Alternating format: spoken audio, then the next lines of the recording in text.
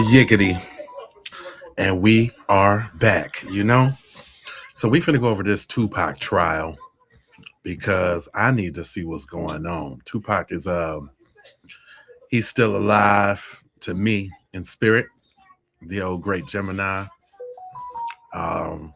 If there's gonna be possibly getting him some justice, then I'm trying to see it. So I got the nice little snippets from Law and Crime. The most important ones, I would say. But we're going to start off with the Keffe D. And it says, beaten prosecutors say the beating that led to Tupac's murder. So we're going to go over that. You do solemnly swear the testimony you're about to give in this action shall be the truth, the whole truth, and nothing but the truth, so help you God. You may be seated. May I please have you state and spell your first and last name for the record? Michael Ingram, Michael Ingram. Thank you, Mr. Ingram. Mr. Jackman, whenever you're ready. Sir, how are you employed? I work as an investigator for MGM Resorts. What area at MGM Resorts do you have a certain job responsibility? I have responsibility over surveillance and security surveillance and investigations. Were you requested to come here to authenticate some video that was collected well back in 1996 from the MGM? Yes, I was. And have you had a chance to see any of that surveillance? Yes, I have. Okay. Did MGM keep a copy as well? Yes, they have. Okay, so you reviewed that? Yes. Judge, I have in my hand Stage Proposed Exhibit number 115, which is that video I'd offer. Any objection? No objection. Okay, that'll be admitted. So I have three different camera views, three different files, I'll call it, that we're going to talk about. But back in 1996, can you describe the type of surveillance system we're looking at? Like, how is it, what medium was it originally recorded on? At that time, it was recorded on VHS. And did MGM reuse tapes every so often? Yes. And so when you reused tape, did you lose quality each time you kind of reused it over and over again? Yes, the quality deteriorated. So, unlike today, that's digital, some of these views that we're going to watch, it's going to be pretty hard to facially identify anybody. Is that correct? That's correct. So I want to start with, Hey, Potts. I have this mark text in order.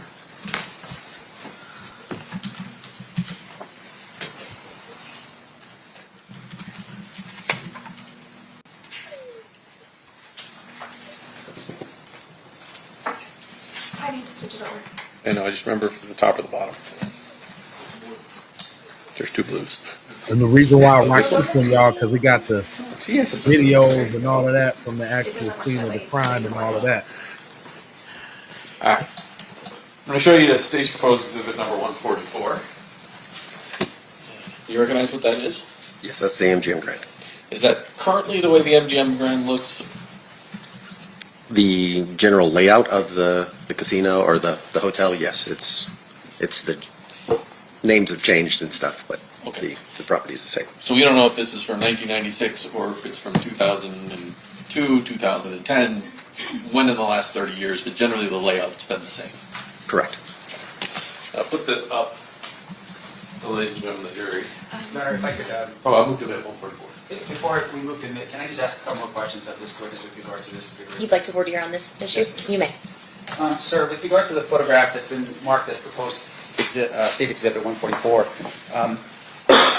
can you tell me if you can read the locations that are on that particular map? I can read most of them. There's one that's a little fuzzy to me. Sure. In terms of your review of the surveillance video from the MGM, fair to say that what we're about to see would indicate where the camera location was, including the name of the area that would correlate with what you have out there on the map? As a general rule, yes. Okay, thank you. Well, I have no further questions. Any objection then to No the admission of it? objection. No. It'll be admitted. State, you may proceed. There's two areas of this I want to talk to you about before you show the video.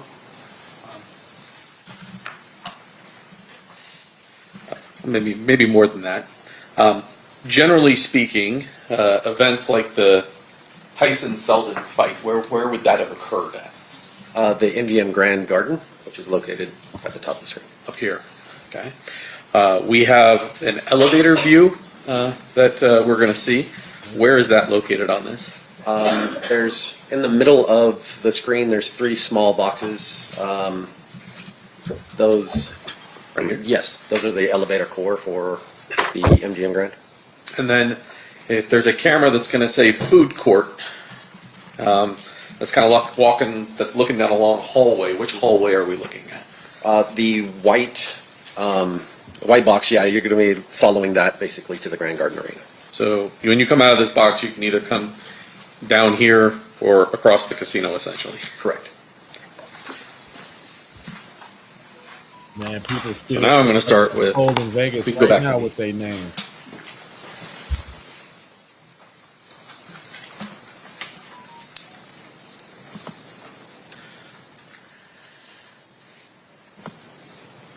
I'll pause it here for just a second. This says food court promenade. So I'm just going to hold it up for the jury. Do you know anywhere where we are along this white corridor, or could it be anywhere on that white corridor? Specifically, I couldn't tell you exactly where along that corridor you are, but you're along that corridor. Okay. Come on, get to the video. Yeah, there we go. That's what I want to see. And I'm going to stop it. Oh, maybe a little further. This person right here, we're going to see in some of our other videos, wearing a Dan Marino Miami Dolphins jersey. You probably know that, but for ladies and gentlemen of the jury, that's the person that we're trying to follow. Is that accurate? Or do you know? I do not know. Okay.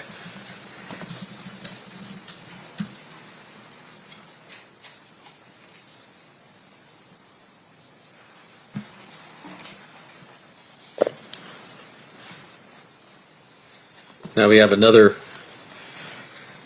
camera view of this long hallway. From this, can you tell generally where in that hallway it is, or once again, we're just somewhere on that white hallway? Somewhere along that white hallway.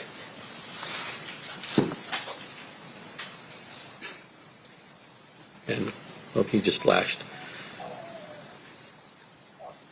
That,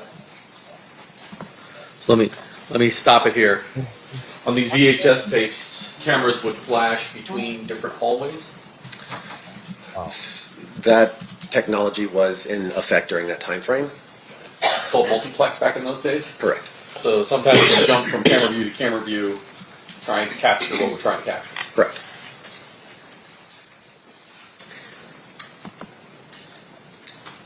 We can see the 13 on this jersey right here, with the gentleman walking behind him.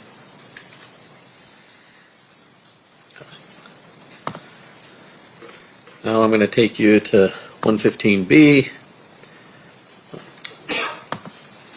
I don't know why I did that.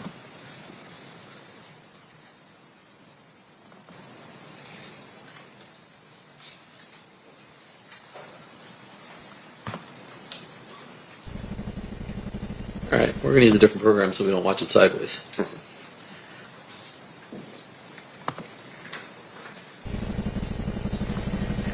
And I'll turn my volume off because there's no volume.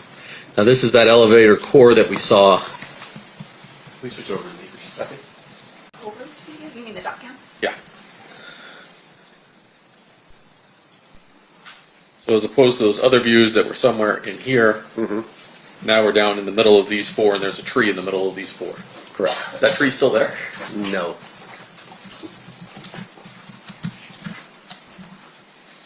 And unlike the other camera, this one is a movable camera that goes back and forth. Correct. Go back to you. Yeah.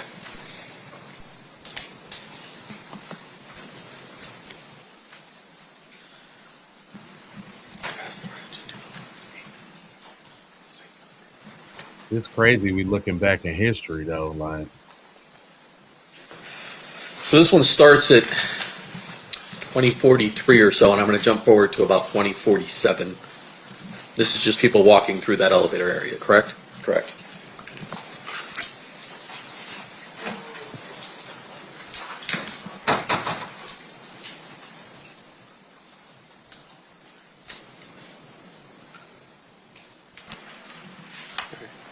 Close enough. We'll start at 2046.33. And I guess this is leading up to the jumping, the altercation that happened at the Grand that led to Pac's untimely demise. I got a couple more videos on the case too, but I think this one kicks it off.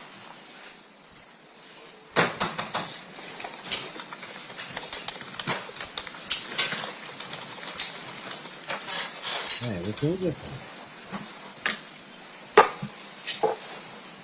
Yeah, this is straight VHS, straight up.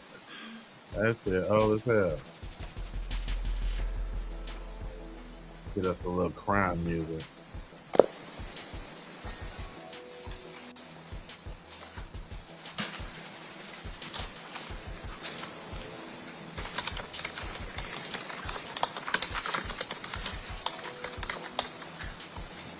Okay, hold on. Let me put the. They doing it. Come on, I want to. Oh, are they waiting for them to walk out or something, or just where it pop off at?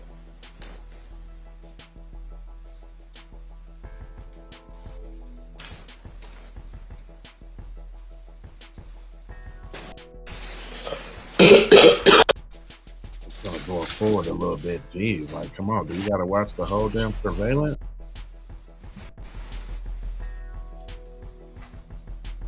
Scanning the area. Operated manually by camera. Stop it just here for a second to orient everybody. So the camera, is it being operated manually by a cameraman so he can stop it on something that he's looking at? He can stop it at a location, but that movement that you saw was just the camera in rotation, just scanning the area. But if it now stops and focuses on someone, there's someone in the control room that is able to stop and go, hey, something's going on. Yes. Okay. Okay, there we go. We got action.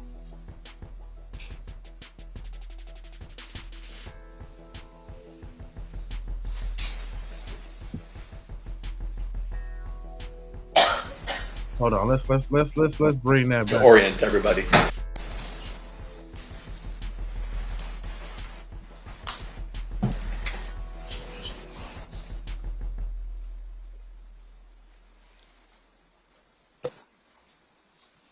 All right, so I'm about to crack off.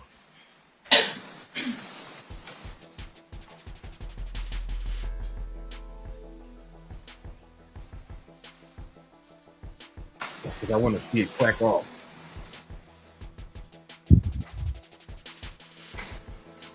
Uh-oh. Okay, boom. Stop it just here for a second to Okay. orient everybody. So the camera, is it being operated manually by a cameraman so he can stop it on something that he's looking at? He can stop it at a location, but that movement that you saw was just the camera in rotation, just scanning the area. But if it now stops and focuses on someone, there's someone in the control room that is able to stop and go, hey, something's going on. Yes. Okay.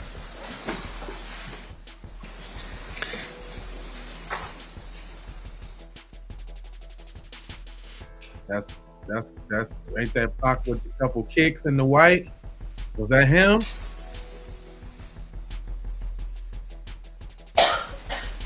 What did Pac have on that night?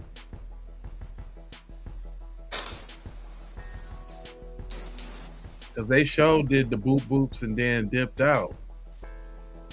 They got the whole entourage, man. And then if you think about what happened, that was super swift, man. Like they was on his butt. Right after that, you talking about he got shot right after that?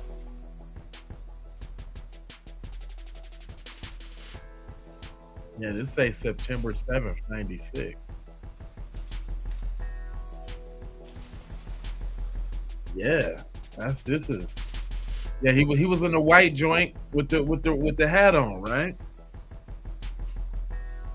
He was the one that gave him the two little football kicks. Couple little kickity kicks. Yeah, the black Versace. Look, now they talking about the incident. Whoever got stumped out, which was Orlando Brown or whatever his name is, I think, or whatever his name was, or whatever his name, he got stumped out And they immediately, and if you think about it, that little beat up wasn't even really that bad though.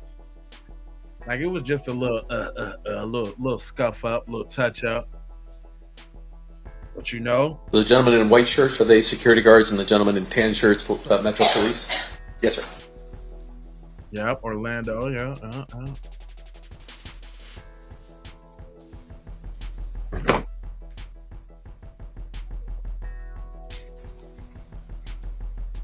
And I don't think this one got as much as action as the next one. Hold on, let's jump to that jump real quick. Let me see if there's any more. I can kind of scan through and see if they got any more. Well, it's a lot of melee. I see that. Oh, okay, there you go. Once again, it appears that the victim of the beating was wearing that 13 Merino shirt. Yes, sir.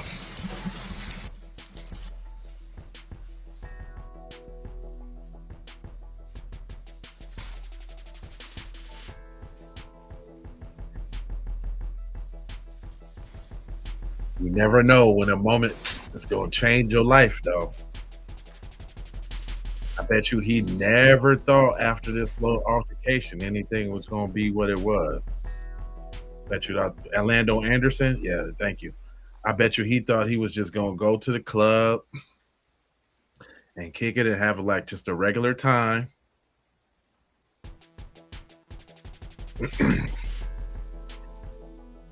That goes to show you can't treat everybody like everything. Y'all remember what Carlito's Way was about? Remember Benny Blanco from the Bronx came back and gave it to him?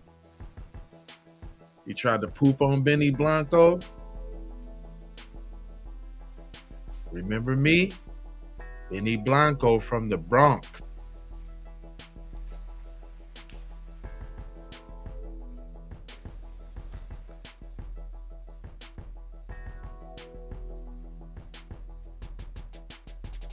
Oh, okay. So there was okay. Before that, then they went looking for him. Then they finally had got up with him.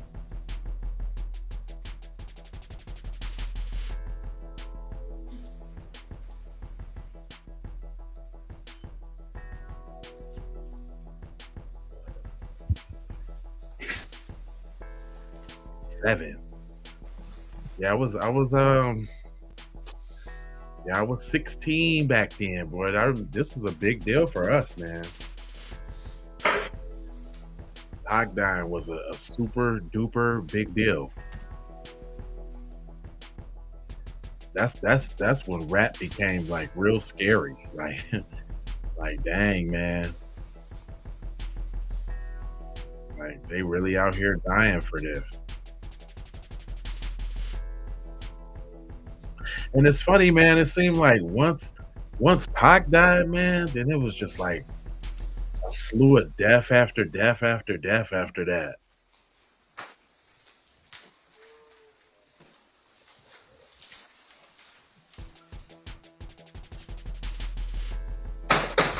Stuff is about 2055 or so.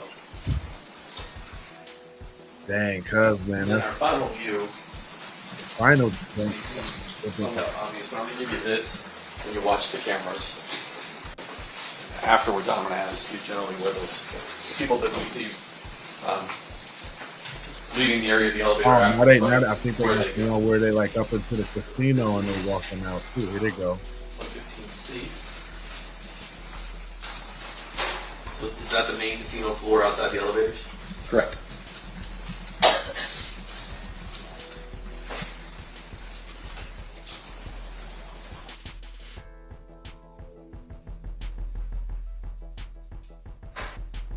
Okay, so that wasn't Pac in the all white. That was the person in the all white right there giving them the hella kicks. So it wasn't. I don't know where Pac was, but I seen Cuz in the white giving them the football kicks.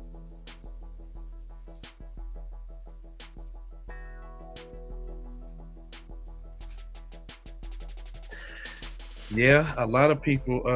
Yeah, Tupac, man. That's just how them Geminis do. We're just very awesome people with very complicated lives. It seems like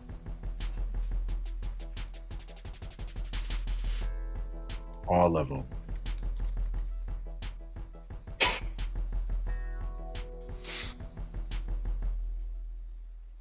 Look, they took they took the cameras off the off the tables and everything. They trying to get everything that's happening, who's walking where, who's doing what, and to show y'all how they be having the casinos on lock.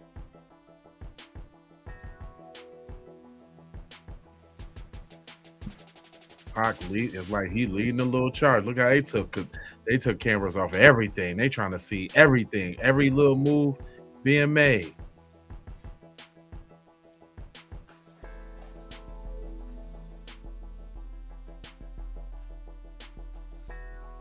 Doors that they appear to be exiting. Damn, man, he left up out that door, man. He got into the car. Man. The lion entrance? Nah. Right. Is that anywhere near the ballet? That's I'm sorry, I was confused. That's crazy. Out to the hotel registration area and then out to the porte cochere. Okay. And do you know whether or not back in '96 there was a ballet there or not? Yeah, no, I don't know if there was an exact valet or what it was called at the time.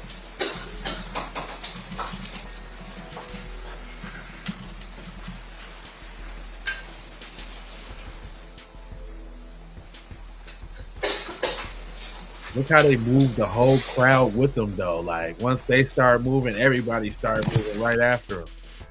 All right, hold on. Thank you, sir. Judge, I passed away. Hold on. There's another excerpt from the joint when they was talking about. Well, maybe I don't know if I should do the autopsies yet, because it was like the tension before. Okay, come on, let's do it. Let's go ahead and do it. Hold on. Let me get the volume correct. Volume's acting funny. Hold on, y'all. Hold on. What the hell's going on with the volume, my friend? After almost 30 years, the investigation itself may be the prosecution's biggest problem. And we just suddenly heard a lot of gunfire, Somewhere between 9 and 15 shots in a series. something like that. That suggests to you that the weapon was a Glock 40. That's correct. Welcome to Sidebar, presented by Law and Crime. I'm Jesse Weber. Okay, so we're continuing our coverage of the Duane Keffe D. Davis trial out in Las Vegas, the only person ever charged with the murder of Tupac Shakur, who we know was gunned down out in Las Vegas in 1996. Now, yesterday was the opening statements. It was day one of the trial. It was the beginning of witness testimony. The prosecution alleges that Davis orchestrated the killing of Tupac Shakur, that it was because Shakur and others allegedly beat up his nephew, Orlando Anderson, earlier in the night at the MGM Grand. They plan to use Davis's own alleged statements over the years in media interviews, a memoir, law enforcement interviews, statements that the prosecution claims Davis admitted to his involvement. Now, the defense argues those statements were exaggerations, that you can't believe what Davis said, that there is nothing to corroborate, that he was telling the truth about his alleged involvement in what happened with Tupac. With all that in mind, now we go to day two. So the prosecution began today by calling Dr. Lisa Gavin, forensic pathologist and medical examiner for Clark County. Now, she wasn't the original doctor who performed Tupac's autopsy. That doctor has since passed away, but she reviewed the records, the photographs, the medical reports from 1996, and she formed her own conclusions about what happened to Tupac Shakur. Notably, we learned that as she began to walk the jury through the autopsy photos, several members of Tupac's family got up and left the courtroom. Not surprising when you consider what's going on the screen. But Dr. Gavin continued that this is what she told the jury about how Tupac died.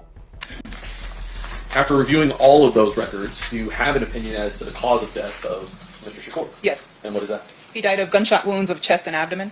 And do you have an opinion as to the manner of death? Yes. And what is that? Homicide. When a medical examiner uses the word homicide, what does that mean?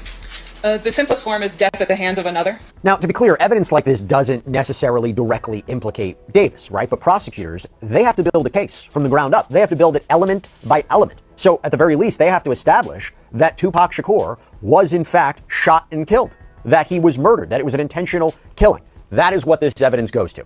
Now, Dr. Gavin then walked the jury through each wound, starting with the chest. The bullet had apparently entered near his armpit, traveled across his right lung, and lodged near his collarbone. The lung collapsed, filled with 2 liters of blood. Doctors removed the lung, trying to save him. Damn. And here's how she described it.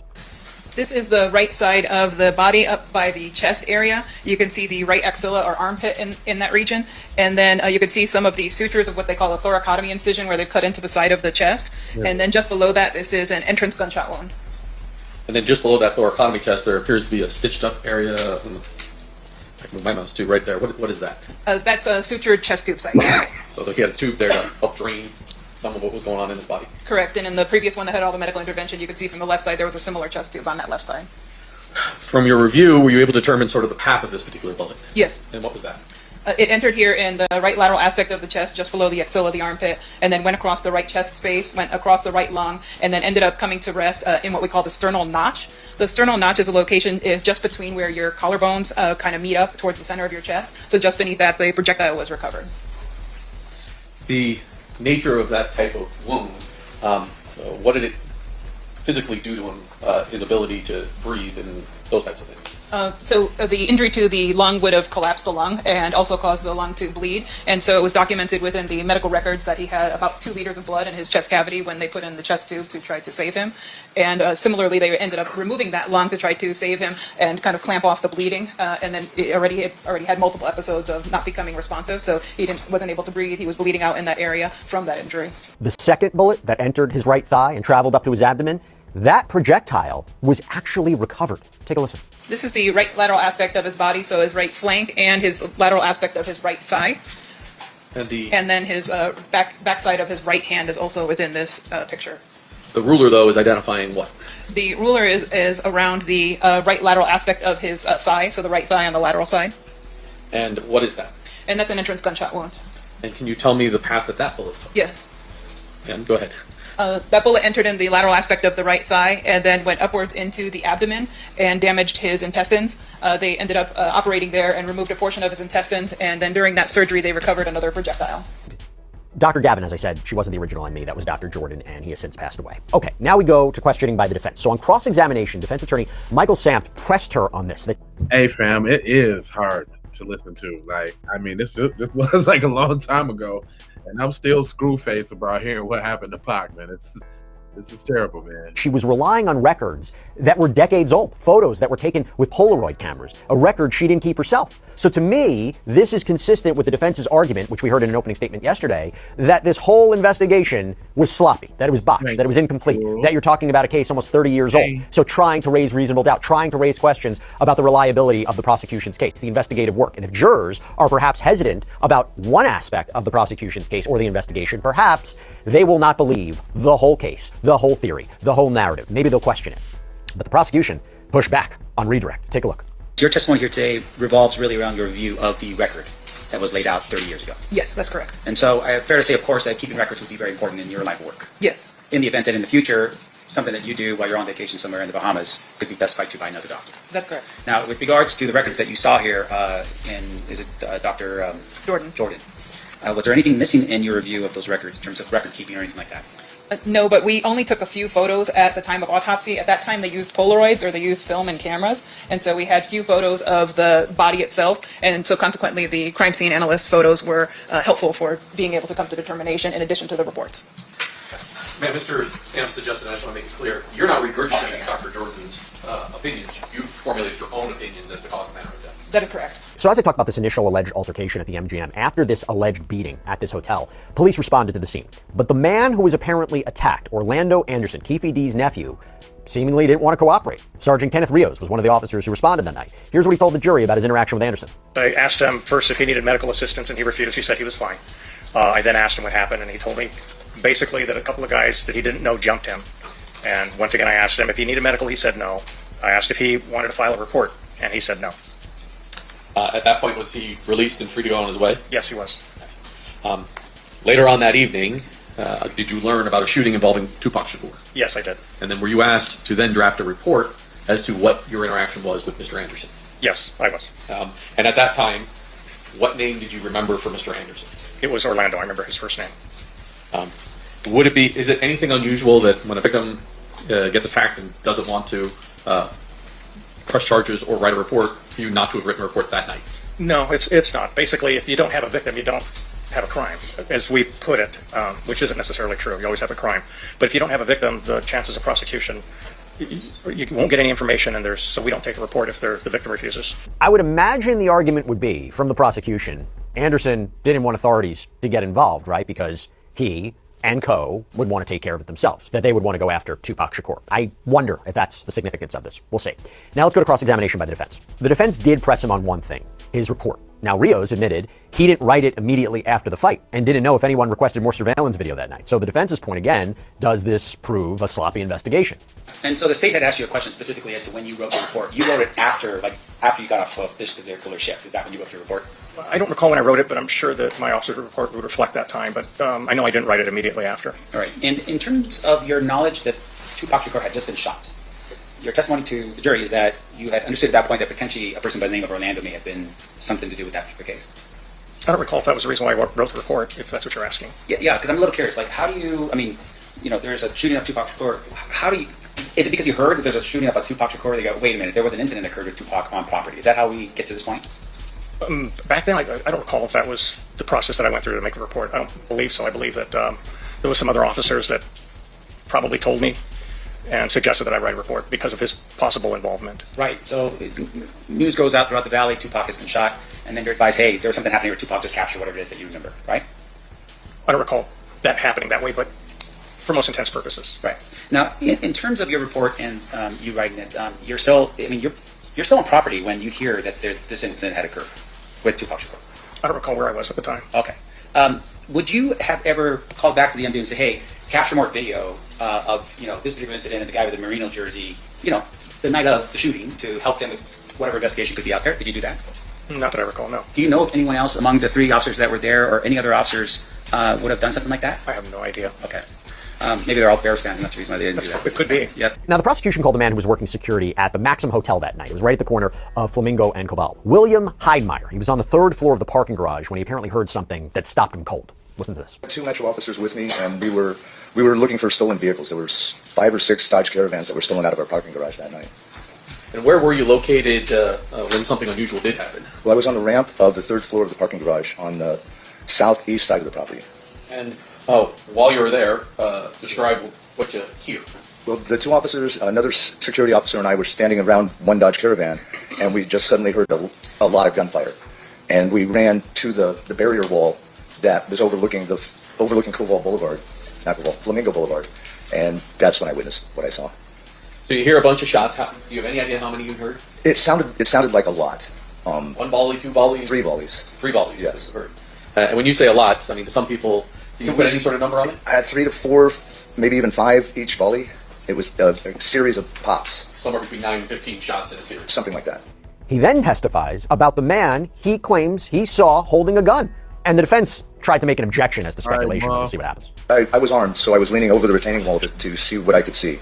And when you look over the wall, what do you see? I see a line of vehicles in the left straight lane on Flamingo heading east. And there's several vehicles. There was a white Dodge Stratus at the front, a black BMW behind it, another dark car, and I believe another car, and then there was a white Chevy Suburban behind that, and several more cars.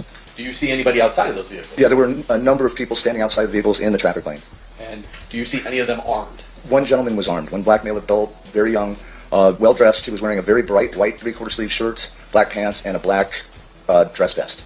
And at the time that you see him, is he firing his weapon? No, he's not, but he does have the weapon in his hand. It was an automatic weapon, automatic pistol. Semi-automatic pistol? Yes. And is he holding it down? Is he pointing it in a direction? It wasn't pointing in any direction. It was kind of just off to his side. What do you see this caravan of cars do? Well, I looked back because the Metro officers jumped in their cars to pursue, and then when I turned around, everyone was back in their cars again, and they made a U-turn heading west on Flamingo towards Las Vegas Boulevard. All of the cars in the caravan? Yes. And so you see them make a U-turn at Koval and head back towards Las Vegas Boulevard. Correct. And those vehicles, you saw the 2 Metro officers you were with jump in their vehicle to give chase to that caravan. Correct.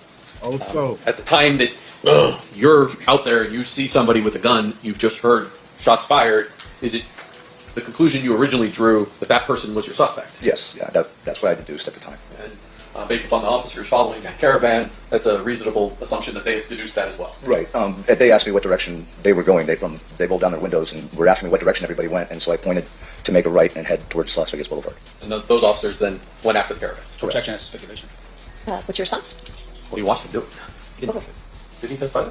Did you watch the Listen more officers? foundation. Did you watch the officers go after that caravan? Yes. Okay. Thank you, sir. On cross-examination, the defense pointed out that Heidmeyer didn't write a report that night, that he handed it off to someone else, and they highlighted that he didn't actually see the shooting happen or anyone firing a weapon. He only heard the gunfire and saw a man with a gun after the fact. Now, you were investigating at that particular time stolen vehicles out of that garage.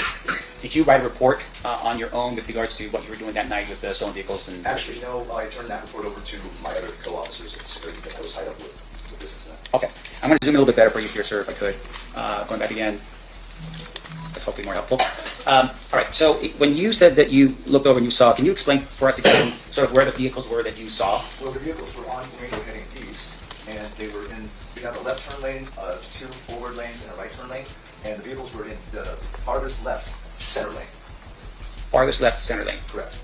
Meaning that they were intending on going forward. Correct. They're not making that left. No, but they ended up making a U-turn. Sure. And once again, for our edification, this is 30 years ago, right? So you've got 3 lanes going directly east. And is that yes? Yes, I'm sorry. And then you have, is it 2 lanes that are actually turn lanes to turn onto Cole? Actually, I believe it was 2 lanes, so it would be from the facing east, it would have been the 3rd lane that they were in. There's 2 turn lanes, 2 straight lanes, and then a right turn lane. All right. And then with regards to the vehicles themselves, your testimony was that there was a white van of some sort, or maybe vehicle in front of the black BMW. Yeah, it was a white Dodge Stratus. I see. Is that a van? No, that's a car. It's a 2-door sedan. Okay. And then behind it is the BMW. Yes. And then behind it are multiple cars leading back. Yes. And your testimony was that you had identified a Lexus. Is it a Lexus behind it? I think it was a Lexus, I believe so. And then another vehicle, and then a white Chevy, and then it just kept going all the way down. Correct. So even though we're identifying these vehicles, you don't know how many vehicles were in the procession or the. It was several. I didn't count them at the time, but it was a good 10 vehicles. Okay. And all those vehicles are now making a U-turn and heading back towards Las Vegas Boulevard. Correct. You don't see the actual shots being, someone actually pointing a gun at something and shooting something. No, I did not. You just heard it. Yes. The individual that you had identified as the person with a gun. Yes. Did you see that individual shooting his weapon? No. All right. Now, another key moment that I should mention is when the prosecution called Michael Ingram, an investigator for MGM Resorts, to authenticate the surveillance footage from the night of this alleged beating. The video, which was captured on VHS tapes that were reused and degraded over time, showed or seemingly showed the confrontation between Tupac's entourage and Orlando Anderson in the elevator core of the MGM Grand. Personal note, I have been there so many times. I used to go to Vegas all the time. I used to stand by that elevator bank all the time. I know it very well. Now, Ingram walked the jury through that footage, showing Anderson allegedly being attacked and then seemingly fleeing through the casino floor towards the lion entrance. On cross-examination, the defense pressed Ingram on what he didn't know. He wasn't working at MGM in 1996. He didn't know if security reports were written. He couldn't verify the date and timestamps on the video beyond what was already recorded. The video itself was very grainy. No one could definitively identify anyone in it, but it seemingly established one very important thing, that this attack happened, and it happened on camera. But for the prosecution, they are hoping that in the minds of the jury, it established one very important thing, that a beating happened, and it happened on camera. And that's all we have for you right now here on Sidebar. Yeah, okay. I don't know. I don't know about that, y'all. I don't know. I mean, it's seeming like was this just like a news up for grabs? It really not sound like they like really trying to get to the bottom of it. I didn't know that Keffe D, his nephew was Orlando. I didn't know that. Okay, and then he didn't want to file a police report. He didn't want any medics. Of course not. That's a street dude. Okay, I get that. So, am I missing something? Orlando's dead or something? Did Orlando die? That must be the case. Orlando must be dead, and they just trying to get him. Right? Orlando's dead. Because I'm like, what? Why wouldn't he be on trial? Right? Ain't that the case? Somebody let me know. I ain't been on the trial in a while. But then they said, so I got something with Tupac's ex-security guard. I'm just kind of standing through because it looks just like a bunch of testimony without like no pictures and video and stuff. Well, yeah, they do have little pictures and video. But I like to keep it moving. I want to stay jumping and stay live. You know what I mean? Okay. All right. Thank you. That's what I was thinking. I mean, I was just using basic reasoning, like, okay, if they're trying to get Keffe D, that must mean they can't get Orlando. But you know, not saying that it should die. The case, yeah, but if I heard correctly, they gotta rebuild and reconstruct the whole case out of information out of 20, 30 years ago. It just seems kind of dog and pony show to me, like it doesn't. I know it's Tupac's name and all, but maybe this one might not even have needed to be like televised or nothing like that. Maybe y'all just needed to get to who did what and why, because it just seems, you know what I mean? It's like, like it's a couple. Maybe there's a couple prosecutors and a couple old names that wanted to, you know, relive their heydays or something like that. Yeah, this one's a crazy. Look, I actually even had this one too. It says Tupac witness gets heated with suspect defense attorney. I was like, what is getting heated? You know how they try to use the words to try to make it seem like it's something. Yeah, let's check this one out. We'll check this. Cross-examination, Mr. Sims. Sir, have you ever met me? Excuse me? Have you ever met me before? No. Have you ever spoken to the district attorneys prior to your testimony here today? Once. And is that what you're referring to as the time that you told them, like, hey, any attorney here is better treat me as hostile because... Yeah, I told him I didn't have nothing to do with this. Now, a couple questions for you, sir. This is more for clarification. So on the night of the murder, you were working as the head of security for 662. Yes.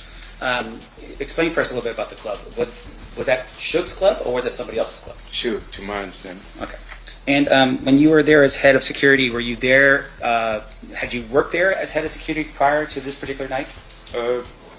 We did an event there once before. Yeah, same thing. Okay. And on this particular night, was this an event like some type of fundraiser or something for police officers or anything like that? Do you recall what the event was for? We wouldn't have been there. Okay. No. What was the reason for the event? It was Mike Tyson fight. Tyson was coming back. Tupac was supposed to perform like other people, and we was there for that. Okay. Can you describe for us how big the club is so that we can... 30 years ago, a little bit bigger than this room. So it's relatively, it's not like a two-story. It's not, it's small. It's small. Right. And in terms of the club itself, you were there and you were sharing with us that there were other people that were there. Yes. Law enforcement as well as I don't know, people from your side of town. Oh, law enforcement was outside. The Metro was saying, why y'all put words in my mouth? Sure. They were outside. Okay. We were on the inside. Wasn't no law enforcement mingling with us. So, as far as you know, law enforcement wasn't hired by Reggie Wright to provide additional security? No, this was Metro posted up all over the place. And so they were there specifically just to, like, what, harass or just send a warning or what? No, they were there. Like when you have events in Las Vegas, everybody knows. You're going to see Metro here, every block. Yeah. They was posted up, which they do all the time. But you're telling me that as head of security, you do not know or you don't believe that Reggie Wright hired the Metro officers to come I know in? for a fact he didn't hire the Metro police. Okay. Do you know how many people were on the payroll that night from your security team? Well, y'all do paperwork different than we did. Our paperwork was getting cash money. Our paperwork was what they call under the table. We had at least 30, 40 of my homeboys there. Reggie Wright Jr. and his security, his company, the people work for him, didn't have nothing to do with what Suge paid us for working. So that was two different entities, Reggie and Suge. The homies was there for Suge Knight. Reggie Wright hired his company to watch over Suge Knight people. Right. So his security did like the right thing. My security did what they ain't gonna do. You get what I'm saying? I get it. The police gonna walk you out of there. Mm-hmm. We gonna drag you out of there. So it was a difference, but not on the same paper. Sure. And once again, the intent was to protect 662, right? To protect the club, protect the patrons that were going to go there, that kind of thing. Yeah. Okay. Now, in terms of your knowledge of what happened on that night, fair to say you weren't present when the shots had rung out. No, I wasn't there. Okay. And your testimony is that you had heard from other people initially that, hey, Tupac had been shot. Yes. And you had thought maybe other people were maybe relieved, thinking like, okay, it's not that big of a deal. He's gonna be okay. That's what came back to 662. People that went to the scene, and everybody said Tupac was talking. So everybody came back to the club saying he's gonna be all right. So people just went back to, me. Right. Now, in terms of the that night, you go back to Compton. You live in Compton. Yes. You still live in Compton? No. At the time you live in Compton, you go back to Compton, and you tell us that there was a lot of tension. Was there? Can you describe that for us when you went back in terms of what kind of tension we're talking about? You sure you want me to answer that? Is it going to be graphic? No, I ain't gonna. I got to raise the word in it, but you asking me a question. I don't. And what I explained to them, I don't want to send him to prison. Sure. Even though we don't like each other. Sure. I don't want to send you to prison. So that's why I'm here where I'm at and the way I am, because I changed my life. I'm raising my grandkids, teaching them never to be like their papa. And here I am explaining to people what I used to be, and I'm not proud of that. I'm not proud of that at all. And you asking me questions that can hurt him. And like I told them, I'm trying to avoid to answer the questions that they might look at me and say something is wrong. Well, let me put this way. Let me help you out with this. Thank you. So these people right here, what they want to know from you is, Okay. did you see who shot Tupac? I told you no. Correct. So outside of that question, right, the next question I'm asking you is, when you went back to Compton, was it like a Southside Crip shoots a Pyro Blood, and then a Pyro Blood shoots a Southside Crip? Is that the tension that we're talking about? Do I answer this? That's a straightforward question. It's a yes or no answer. Okay. Did you see that? When I was a part of that life, I was a part of that. Once again. And I was, no, because you asking something that's going to hurt this dude. And when okay, let me stop. And once again, I want to emphasize. When we got back to Compton, Okay. it was a gang war. People were getting hurt. Okay. People was being sought. People were looking for certain individuals from his neighborhood, Okay. as well they did mine. Okay. But Orlando, him, and certain other people were being sought because people wanted to kill them. Sure. Were they the only ones that they wanted to kill? I'm not the only one up in here. No, they weren't the only one. Okay. It's his neighborhood in particular. right. But they were the main subjects of a gang war. It was in the middle, such Sure. as me. So you're telling us that people back home somehow had some type of information that said that that guy, as a bunch of other people, were involved in what? In the murder of Tupac. Okay. But my question to you. Stop. Can you focus on me for a second, sir? Yeah, I will. I just want to make sure that we're clear. Okay, with these people. In terms of that information, none of those people were there, right? What people you be speaking on? The people that was already in the neighborhood, or the people that left Las Vegas that same night Tupac was shot to go home, bare their arms, and go to somebody else's neighborhood Right. to look for somebody? They had to pay it back. So once again, my question to you is that the information that I'm asking about is the people that back home, you're saying were eyewitnesses to this? How could people back home be eyewitnesses to something that happened in Vegas? No, that's not what I'm saying. The people that were here in Las Vegas, listen to my question, sir. The people that were here in Las Vegas, you're telling me were eyewitnesses to what happened and went back home. Is that what you're telling me? I'm telling you, the people that was at Just 662. answer my question, sir. Yes or no? I can't Is it answer a yes that or no? without a what you call it. You trying to tell me to say something that you're not going to understand. If you let me explain to you, No, answer my question. I'm not answering nothing. I don't know what you're talking about. Right. Okay, Mr. McDonald, focus for a second. I am focused. Very Focus on this. My question to you is this. You didn't know what happened that night because you weren't there. I was at 662. Right.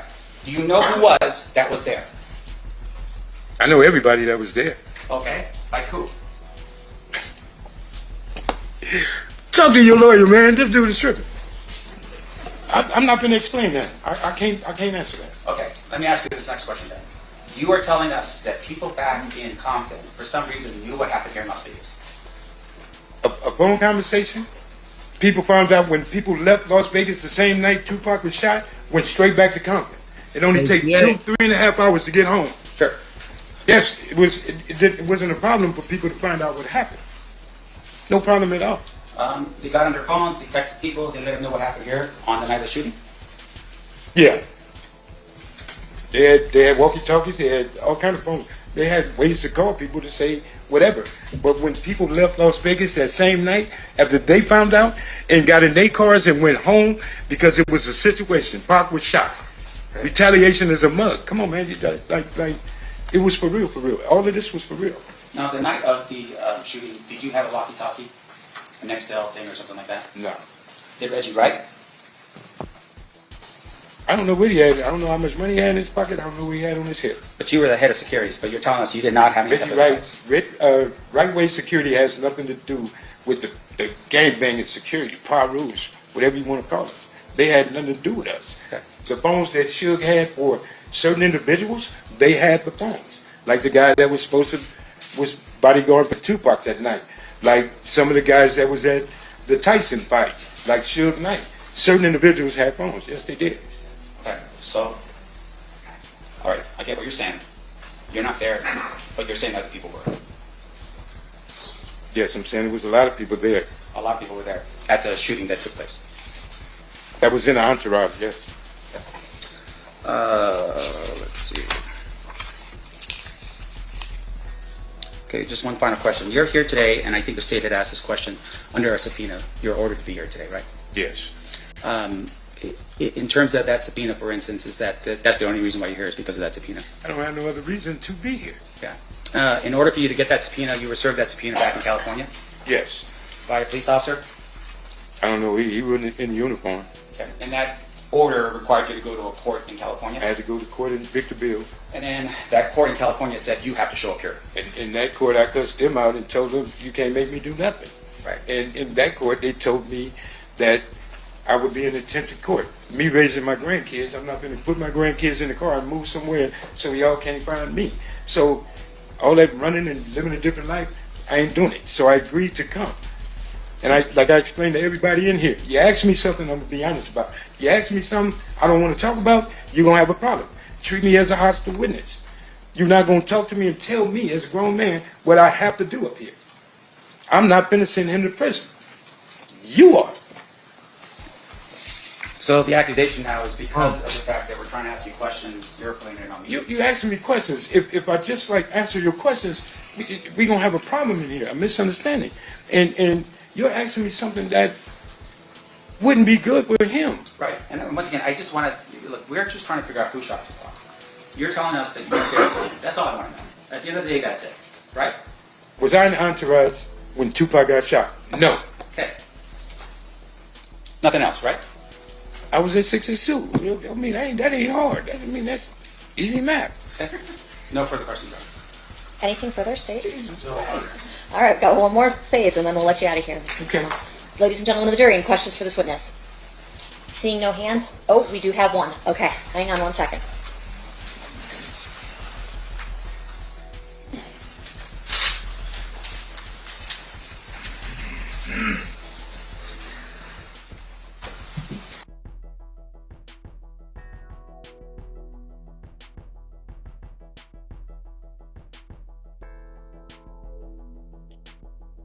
Uh-oh, that's muted. Like we don't get to hear that or something?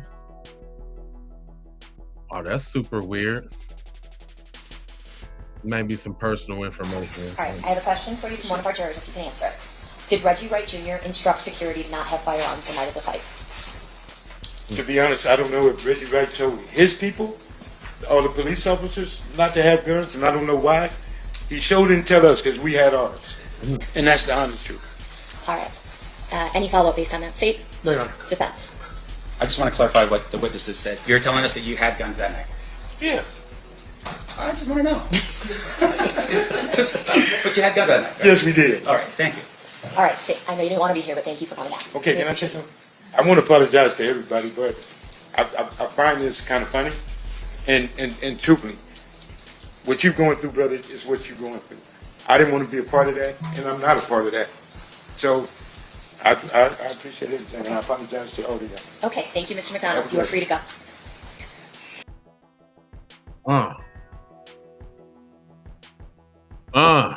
That was deep right there, y'all.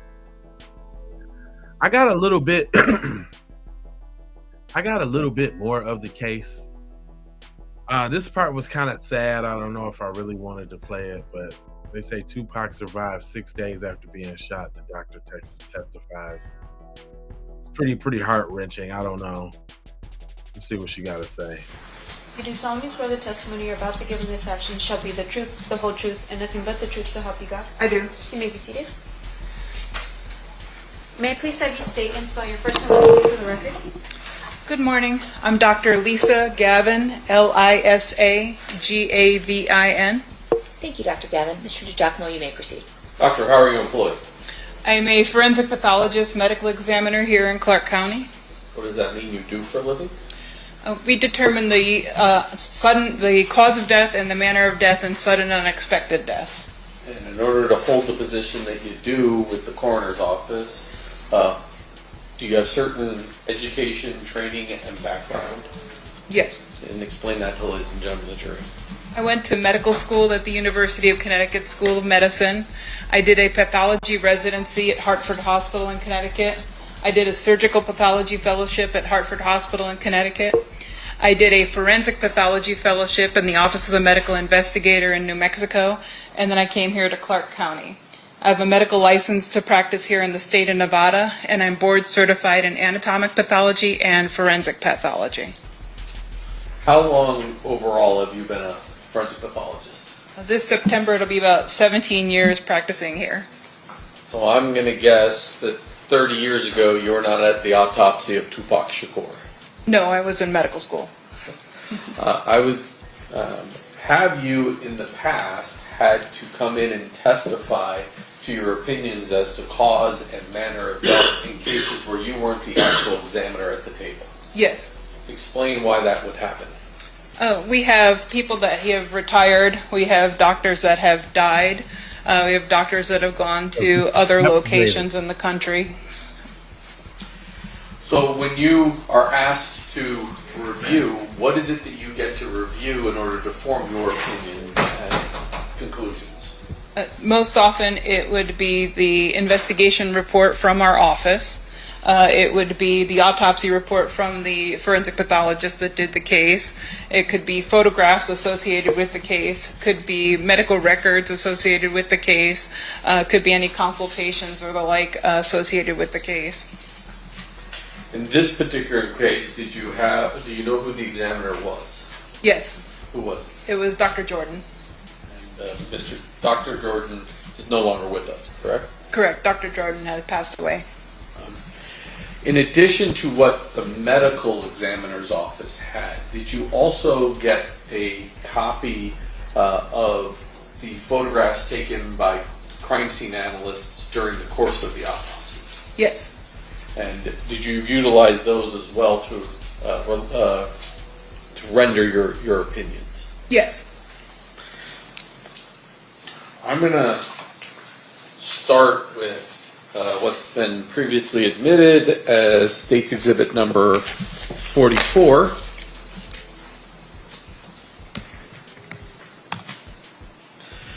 Now, as long as you don't click that mouse, there should be a nice little arrow that comes up and you can point to it. What are we looking at in State's Exhibit 44? In the background is a green body bag, and the way that we sealed the body bag to preserve the body as evidence is we put this little blue tag through the eyelets of the zippers as they come together to demonstrate that the body was received, placed into that sealed body bag, and then received in the office with that seal intact at that time. Similarly, we also attached onto that area what will become the toe tag, the identifying marker for that particular body, that particular individual. If I zoom in on that,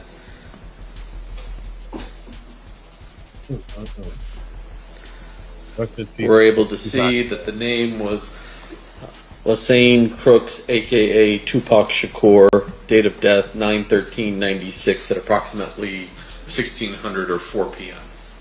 That's correct. Lassane Crooks.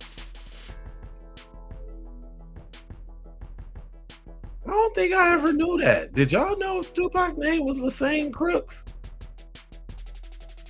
I ain't know that.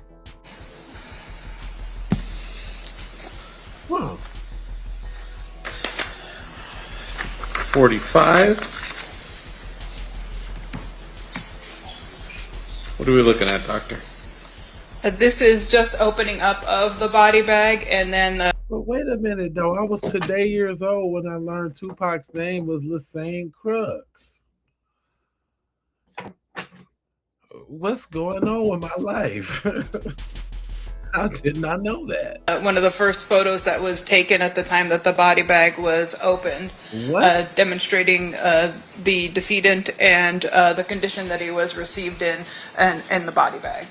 And from reviewing the medical records that were part of the coroner's office file, did it appear that Mr. Shakur had survived his wounds for some period of time? Yes. And a lot of what we see on these photographs are evidence of medical intervention. That's Yeah. correct.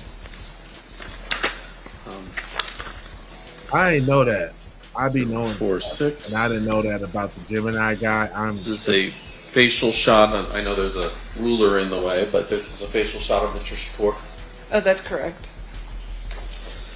And then we're not going to display all of his tattoos, but there were photographs taken. This is 47 to identify his various tattoos. Correct. So you can see on his right stomach there that says thug. And then if we go to 48, on the other side it says life. Correct? Correct. So now I want to get to his injuries, and I'm going to start with, I'll start with 49. What are we looking at here?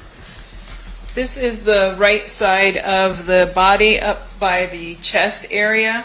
You can see the right axilla or armpit in that region. Oh, no. And then you could see some of the sutures of what they call a thoracotomy incision, where they've cut into the side of the chest. And then just below that, this is an entrance gunshot wound. And then just below that thoracotomy chest, there appears to be a stitched up area. I can move my mouse too, right there. What is that? That's a sutured chest tube site. So he had a tube there to help drain some of what was going on in his body. Correct. And in the previous one that had all the medical intervention, you could see from the left side there was a similar chest tube on that left side. From your review, were you able to determine sort of the path of this particular bullet? Yes. And what was that? It entered here in the right lateral aspect of the chest, just below the axilla, the armpit, and then went across the right chest space, went across the right lung, and then ended up coming to rest in what we call the sternal notch. The sternal notch is a location just between where your collarbones kind of meet up towards the center of your chest. So just beneath that, the projectile was recovered. Oh. Oh, man, her job, I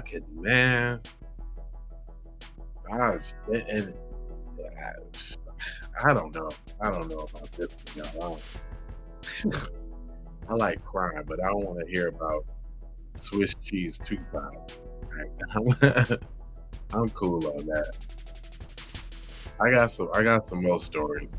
Matter of fact, you know what I thought that was interesting that I want to bring to y'all? I wanted to bring to y'all 10 killers, 10 murderers who kept killing in prison. I thought this was pretty interesting. Like, let's get to some other kind of crime. Okay, here we go. Murderers who kept killing in prison. Killers are sentenced to prison because they're considered too dangerous to remain free. Right. But for these inmates, being locked behind bars didn't stop the violence. Each of these prisoners was convicted of killing at least 2 people. While already incarcerated, Rigoberto Sanchez Velasco was already sitting on Florida's death row when he committed 2 more murders. Both victims were fellow death row inmates. Sanchez Velasco had already been sentenced to death for murder, yet even inside one of the most secure areas of the prison system, his violence continued. Anthony Delgado was serving 25 years to life at California State Prison Corcoran. While incarcerated, Delgado killed 2 fellow prisoners in separate incidents. His victims were Frank Mendoza and James Mahoney. Delgado was eventually convicted of 2 counts of first-degree murder and sentenced to death. Leo Boatman was already serving 2 consecutive life sentences without parole for a double murder when he killed again. In 2010, Boatman killed fellow prisoner Ricky Morris at Charlotte Correctional Institution in Florida. 9 years later, he was involved in the killing of another inmate, William Chapman, at Florida State Prison. Boatman was convicted of first-degree murder in the Chapman case and sentenced to death. Robert Vickers was already serving a... Oh, hold up. So is that what they do? If you a killer who kill, you gotta go? Like, did the death penalty? Because you don't really hear about the death penalty. And it ain't like they said, I don't know if they sitting on death row, but it sounded like they got them right out the box. Like, oh no, homeboy, you gotta go. Like, oh boy, you gotta go. It's over for you. You done did it again? Oh, you out of here. lengthy prison sentence in Arizona when he committed 2 separate murders behind bars. His victims were fellow inmates, Frank Ponce and Wilmar Holsinger. The killings occurred years apart, proving that imprisonment had done little to stop Vickers from committing further violence. He was ultimately sentenced to death. British prisoner Robert Maudsley already had a violent history before arriving at Wakefield Prison. In 1978, Maudsley killed 2 fellow inmates, Salney Darwood and William Roberts. He was convicted of both murders and would eventually become one of Britain's most heavily isolated prisoners. His case remains one of the most notorious examples of repeated murder inside a British prison. Denver Simmons and Jacob Phillip were both already serving life without parole when they committed 4 more murders inside South Carolina's Kirkland Correctional Institution. In April 2017, 4 fellow prisoners were killed during an attack involving the 2 inmates. Simmons and Phillip later pleaded guilty to 4 counts of murder, and each received 4 additional life sentences. Both men had already been imprisoned for earlier murders. Christopher Scarver was serving life in Wisconsin when he became responsible for one of the most infamous double killings in American prison history. In November 1994, Scarver killed fellow inmates Jeffrey Dahmer and Jesse Anderson at Columbia Correctional Institution. Scarver later pleaded guilty to both murders and received 2 additional life sentences. Clayton Fountain became one of the most feared inmates. Hey, hold on, we can get a clap on that one. He took Jeffrey Dahmer out. That's kind of like, he talking about the most notorious. Okay, it is the most notorious because he killed Jeffrey. But go ahead, my guy. That's what I'm talking about, bro. Let me hear that one more time. Murders. Christopher Scarver was serving life in Wisconsin when he... Christopher Scarver. You know that Jeffrey Dahmer ate a nigga, a nigga booty. He ate a whole bunch of black people, man. Jeffrey Dahmer ate a whole bunch of black people, man. Good for this brother. Thank you, brother. He became responsible for one of the most infamous double killings in American prison history. In November 1994, Scarver killed fellow inmates Jeffrey Dahmer and Jesse Anderson at Columbia Correctional Institution. Scarver later pleaded guilty to both murders and received 2 additional life sentences. Clayton Fountain became one of the most feared inmates in the... Hold on, but that's what I'm saying, though. If you already got life, it's like, man, let me go ahead and take care of this little work real quick. You know what I'm saying? For the team one time. That's how you crash out, baby. That's a real crash out right there. That's the crash out of all crash outs. Salute to that brother. That's a crash out. That's how you crash out. If you gonna go,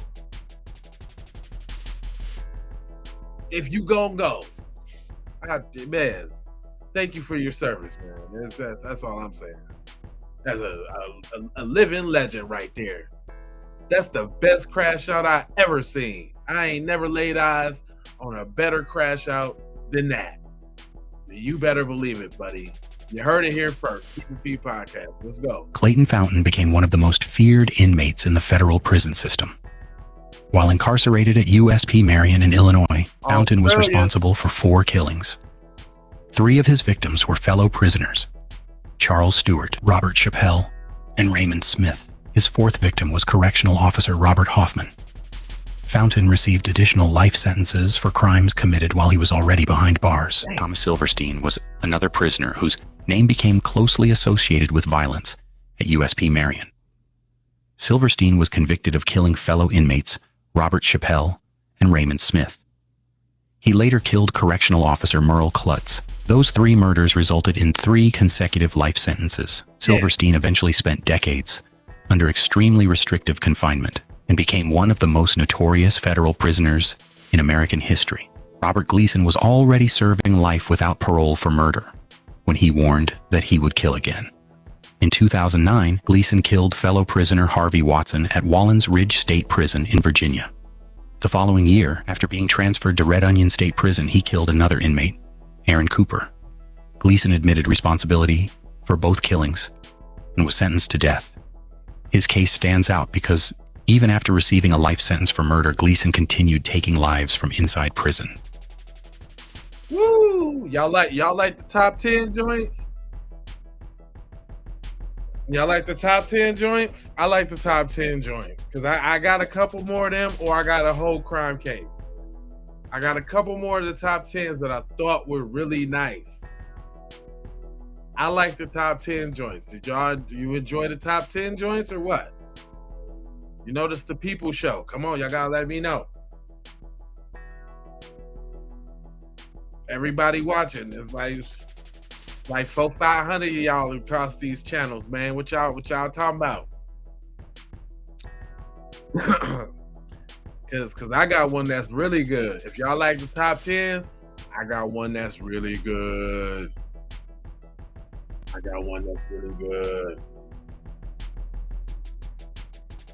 Oh yeah, you like that, huh? Okay, all right, that's what I'm talking about. Well, listen, I got top 10 killers, teen killers. Come on, let's do this top 10 teen killers. Y'all want to check that out? Because I wanted to check it out. You know, we're going to scour the crime together, fam. Let's get to it. Let's see what it is. 10 teen killers with more than one victim. Ooh. Most teenagers are focused on school, friends, and planning their futures. Yep. But the young offenders on this list were convicted of taking multiple lives before they reached adulthood. Some killed several victims during a single incident. Others committed separate murders over days, months, or even years. School shooters have been excluded from this countdown. Here are 10 teen killers with more than one victim. Number 10, Rod Farrell. In November 1996, 16-year-old Rod Farrell traveled from Kentucky to Florida with a group of teenagers sometimes called the Vampire Clan. Farrell and another teenager entered the home of Richard and Ruth Wendorf, the parents of one of the girls traveling with them. Both Richard and Ruth were killed. Farrell pleaded guilty to 2 counts of felony murder. Damn. He was initially sentenced to death, becoming one of the youngest prisoners on Florida's death row. His sentence was later reduced to life imprisonment. Number 9, Rachel Pittman. Rachel Pittman was 16 when Amanda Doss and 2 children, 11-year-old Guinevere Doss and 8-year-old Texas Johnson, were killed near Redwater, Texas, in May 2011. Investigators determined that all 3 victims had died before the house was deliberately set on fire. Pittman was prosecuted as an adult. In January 2013, she accepted a plea agreement and received 2 life sentences, with the possibility of parole after serving 30 years. Number 8, Alec Kreider.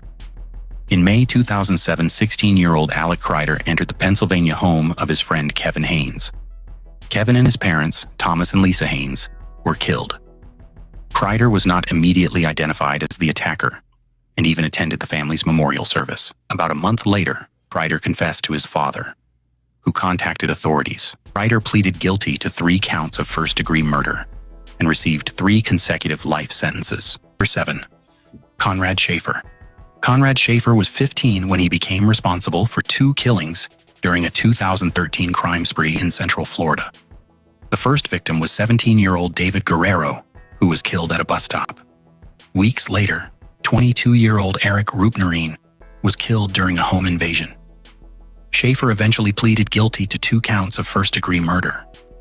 In 2016, he was sentenced to life imprisonment with the possibility of a parole hearing after 25 years. Number 6, Christine Paulila.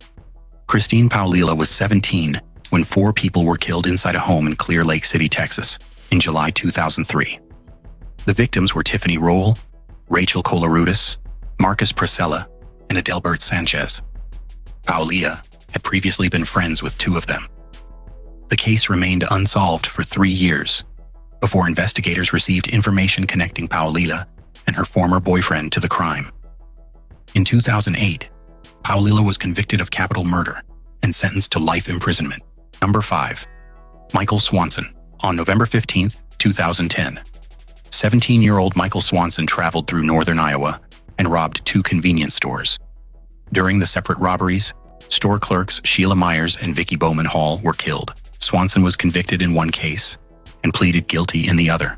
He received 2 life sentences for the murders. His name later returned to the headlines when he received an additional 25-year sentence for attacking another prisoner. Number 4. Harvey Miguel Robinson. Harvey Miguel Robinson was 17 when he began a series of crimes in Allentown, Pennsylvania, during the early 1990s. Robinson was convicted of killing 3 people: Joan Berghardt, Charlotte Schmoyer, and Jessica Fortney. The murders occurred during separate incidents between 1992 and 1993. He was also convicted in connection with attacks on survivors. Robinson became one of the youngest serial murderers in the United States to receive a death sentence, although years of appeals and resentencing followed. Number 3, Edmund Kemper. Edmund Kemper's first murders occurred long before he became known as the Co-Ed Killer. Oh. In 1964, when Kemper was 15, he killed both of his grandparents at their California home. He was committed to a state psychiatric hospital, but was eventually released. As an adult, Kemper killed 8 more people before surrendering to police in 1973. He was convicted of 8 counts of first-degree murder and sentenced to multiple life terms. His case remains one of the most disturbing examples of a juvenile killer being released and later committing additional murders. Number 2. Wait a minute. He a juvenile? That man looked like he was divorced twice, got a heart stent, a 401k, and trying not to lose his pension. What are you talking about? Teen killer. What? 60-17? What you talking about? that ain't nowhere near teen. Man, they always say people back in the day used to look older, but that boy ain't never been teen nothing. That boy went from 12 to 47. Straight there. Oh my God. Okay, all right, I'm just tripping. Disturbing examples of a juvenile killer being released and later committing additional murders. Number 2, Sean Sellers. Sean Sellers was 16 when he committed 3 murders in Oklahoma. In September 1985, convenience store clerk Robert Paul Bauer was killed. Several months later, Sellers killed his mother, Vonda Sellers, and his stepfather, Lee Bellafato. Sellers was convicted of 3 counts of first-degree murder and sentenced to death. He was executed by lethal injection on February 4th, 1999. His execution attracted international attention because he had been only 16 at the time of the crimes.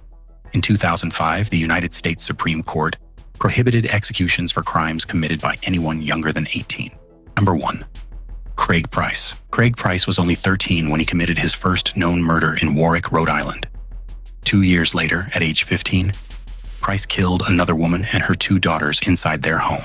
His arrest connected him to all 4 murders. Because Price was prosecuted through the juvenile system, authorities initially faced the possibility that he could be released at age 21. The case caused widespread public outrage and helped drive demands for tougher treatment of juvenile offenders accused of serious crimes. Price's violent conduct while incarcerated resulted in additional convictions and ensured that he remained behind bars long after his original juvenile sentence ended. Oh yeah, sure. Change the rules for the black kid, why don't you? Yeah, that ain't lost on me. I'm right.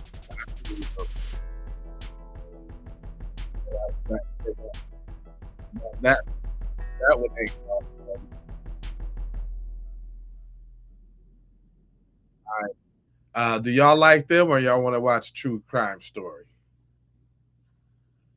Do y'all want to watch a true crime story? Or y'all like the top 10s? Because I'm kind of the feeling the top 10s. I got this one about serial killers. Y'all want to watch crime story, or y'all want to do some more top 10s? What y'all want? What's up, Cayenne the Pepper Lady? Where's you going down?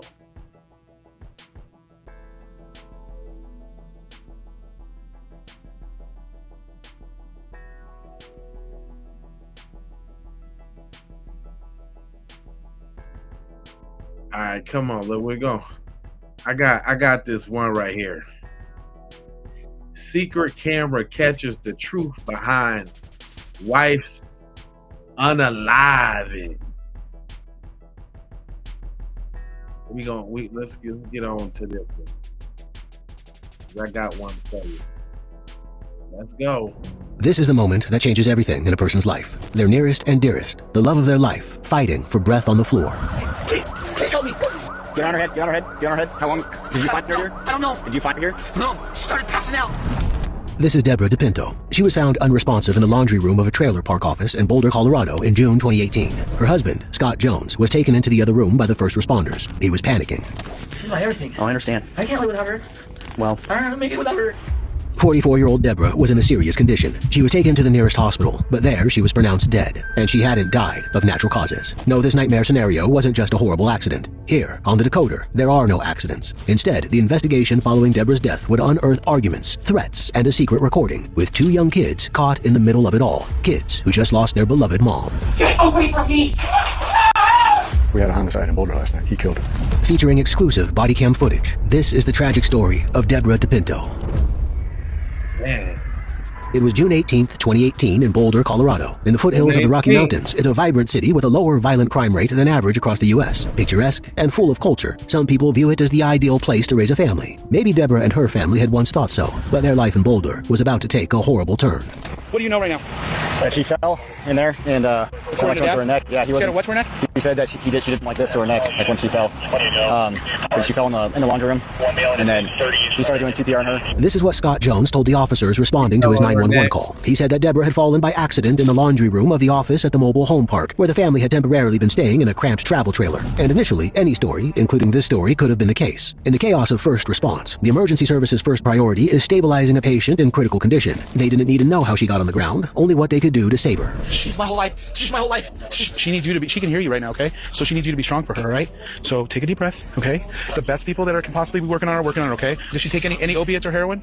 You don't know? Is there a possibility? Has she ever used them? She smokes that damn pipe where they heat up the end and they stick it in that stuff. The paramedics needed to know if Deborah was a drug user, so they could revive her if this was a possible overdose. Scott, who'd been with his wife for 20 years, said he didn't know. He implied that she smoked some sort of illicit substance, but he didn't know what it was. Maybe this was understandable, in the high stress of the situation, his wife being resuscitated in the other room. But it didn't help. Deborah was transported to the hospital. There she was declared dead. Out of the reach of medical help, it was now the police's turn to do something for her, to determine why and how she died. The couple had 2 children, a daughter Mary and a son. The son was only 10. Both kids had been there in the trailer park on June 18th, and so the cops faced the harrowing task of interviewing the newly motherless children. First, they talked to Mary. What was going on today? They were just kind of like arguing all of this. What were they arguing about? I don't remember. Okay, do they normally argue? Mary painted a troubling picture of her parents' marriage. It was already bad enough to have argued with your spouse on the last day of their life, but what if it was related to her death? So they're arguing outside, but do you know what it was about? Was it real serious or just like a normal argument? Kind of sounded serious. And though this couple argued frequently, this was worse than usual. The police needed to know more about how this argument had started, and what the family's day had looked like before it all went so horribly wrong. Okay, can you walk me through today, like how you got to this point and then we got called? So where did you wake up today at? I woke up at my house. Okay. And we drove down here. This gentleman that was just staying here, you all live at that house? Yeah. Okay. And then he dropped us off here and then went to work. Okay, and so she went to work? And then after a few hours, she came back here. Which was about what time? I think around maybe 4 or 5. 4 to 5 p.m.? Yeah. Okay. And then? Then they were arguing and I went to the car. Deborah was a chef in food services at the University of Colorado Boulder. A dedicated mom with mouths to feed, she worked a lot, while Scott tended to take care of the kids. She'd left them alone with him while she went out to her shift, not suspecting that she'd never go out to work ever again. She got back in the late afternoon, and that's when she started to fight with Scott. The couple met in 1998 at a New Year's Eve party. Born in 1973, Deborah had just turned 25 when she met Scott, who was 28. They were from opposite ends of the country. Scott was from Dade County, Florida, and had moved to Colorado via North Carolina. Meanwhile, Deborah went to high school in California, but they hit it off right away. They shared a love for horses and the Colorado landscape, and they soon settled down together. Deborah was dedicated to her work as a chef, and she held multiple jobs over their time together, finally settling at the University of Colorado in 2008. Scott, however, had a far more patchy record of employment. His primary role in their family was to look after the kids. They'd recently moved into the trailer park from a place in the mountains, but the move was only temporary, and they'd left their dogs and their horses behind. Maybe this was a benign change of scenery, or maybe it was a clue to deeper troubles threatening their long-standing relationship. There seemed to have been strife between the two for several years. In 2014, Deborah shared a post on Facebook saying, "Relationship status, it's complicated," with the caption, "You ain't kidding." While perhaps this was only a fun meme, it seemed to suggest trouble to come. So the police also talked to the couple's previous neighbors back up in the mountains. They didn't have much good to say about Scott. He was a stay-at-home. Would they have kids? They had 2 kids, and he was kind of a pain in the neck. He had nothing to do but come down and kind of bother us all the time. But she was a very hard-working, good girl who got taken advantage of a lot. I guess she, like I said, she really put out to him and his expectations of the relationship. Which were very strange. She worked 2 jobs while he didn't work any. And Deborah was definitely the breadwinner. Had this led to tensions in their relationship? Was this what they'd been arguing that fateful day when she came back from her long, tiring shift? The neighbors pointed the police to someone who might be able to shed more light on their dynamic. One of Scott's old friends from high school, a man named Gardner. Sometimes they worked manual jobs together, but these never lasted long. On and off, he'd work with me. But, he always tends to lose his job because he runs his mouth about things that are going on in his head. Gardner implied that Scott was a man who lacked impulse control. If he was mad about something, you'd hear about it, and maybe not just hear about it. Was Scott the sort of man to do something violent about it too? The question became most pressing when Gardner talked about the couple's relationship and how they'd apparently been on the brink of splitting up for a long while. Last time I talked to him was probably 2 weeks, maybe about 2 weeks before the incident. So that surprised you? I'm just kind of curious. Yeah, actually it did. Really? He was talking about how that was all over and done with, and he's going to move on. Oh, they had separated? Yeah. And that was done? He was actually living in a trailer. At the start of June, according to Gardner, Scott and Deborah had been separated. This was the reason behind the move into the trailer, that Scott was moving out from living with Deborah. But on June 18th, the family had all been in the trailer park together. Had they reconciled, or were they about to reach breaking point? Gardner didn't know. So last he said to you about their relationship was they were done, split up, and it was over? Yeah, and he never said anything about it. I'm going to kill that tree, nothing like that? Or? No. Okay. Gardner said that Scott had never vocalized any threats to Deborah's life, but this wasn't strictly true. A year earlier, Scott had been talking to one friend when that friend asked him what he'd do if Deborah left him. Clearly, they were having marital troubles even then, and Scott said it wouldn't happen, that he wouldn't let it happen. But what measures would he go to prevent it? He told another friend if she tried to leave him, then I'll whack her over the head and put her in the ground. And only a week before her death, he told someone else that he had friends that owed him favors and could have her taken out. These threats were escalating and becoming more realistic. At the heart of it were Scott's possessive tendencies. Once, when they were separated that same year, she had a casual boyfriend over. When Scott arrived at the house, she told the boyfriend to hide in the armoire. Imagine you were trying to disentangle yourself from a possessive, controlling husband and he came to your house to find you with another man. You'd probably do the same. But the incident suggested that she was afraid of him. This, despite the fact that Scott had their 10-year-old son with him at the time. It seemed she didn't think it mattered whether there was a child present. If Scott was going to hurt her, he'd do it anyway. He knew she was seeing another man. He sent her barrages of text messages, often threatening. In one, he wrote, "God isn't happy with you committing adultery against me." Another said, "If you keep offending me, I will rebuke you just as the Lord will." And, most ominously, a text from Scott that read, "Ain't no cop or restraining order gonna stop what's coming. I don't care what happens to me at all. I am a man with nothing left to lose except my life. Nothing left to lose." He had 2 kids, but they didn't seem to matter to him if he couldn't keep a hold of his wife as well. All signs pointed to a vicious escalation, and Deborah walked right into the path of his jealous rage when she came back from work on June 18th. Their son witnessed the aftermath. Scott ran to him and shouted at him that Deborah wasn't going to make it. He came in like screaming, and he was saying that he thought he was dead. So he brought me into the room, and she was just purple and cold. Imagine bringing your 10-year-old son into the room where his mom lies dying, or already dead. What kind of father would do that? He was panicking, yes, but there was something more to it, and this would be revealed by something Scott hadn't taken into account when he started the argument with Deborah that day. A string of recent neighborhood thefts had left the owner of the trailer park to fit it with a surveillance system. This included a hidden camera in the trailer park office itself. Whatever had gone down between Scott and Deborah had been caught on camera, and his lies would be revealed. I thought there was some contest with you. I thought you knew that you were going to be in there. In this secret footage, Scott and Deborah can be seen coming into the trailer park office, clearly in the middle of a heated argument. He doesn't know. I didn't know. That's why I told him.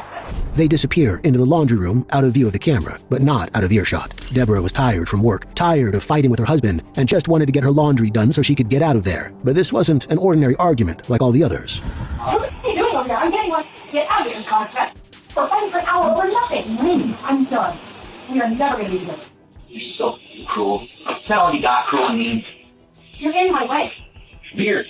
You're out of my way. Not whatever. Get away from me. Get away from me. They had been together for 20 years. Scott had spent at least some of that time trying to control her. And when she told him to get away from her, something snapped. He couldn't leave her in the laundry room. Don't touch me, Scott. You can't force me to love you anymore. Get out of the door. I'm trapped. Get away from me. You make me feel terrible. Get away from the door. This awful sound was the sound Deborah made when Scott laid his hands on her, when he started to strangle her. Her life partner, the father of her children, attacked her. In a horrible betrayal, it was an attempt at exercising control over her for the final time. Then it was over, and Deborah lay unresponsive on the floor, and Scott realized what he'd done. He spent the next 47 minutes in the laundry room with her, not calling for help, even though the fog of rage must have lifted. No, instead he was planning how he could cover up what he'd done. The plan he settled on? Using his 10-year-old son as a cover story. He went to the boy and told him something had happened to his mom. In this surveillance footage, they can be seen going back into the office together. Perhaps in Scott's twisted imagination, he thought this would exonerate him. Why would he show his son, his murder victim, if he'd killed her? But he had. I'm gone, man. Oh my God. Oh my God. Oh my God. Hey, what up? Oh my God.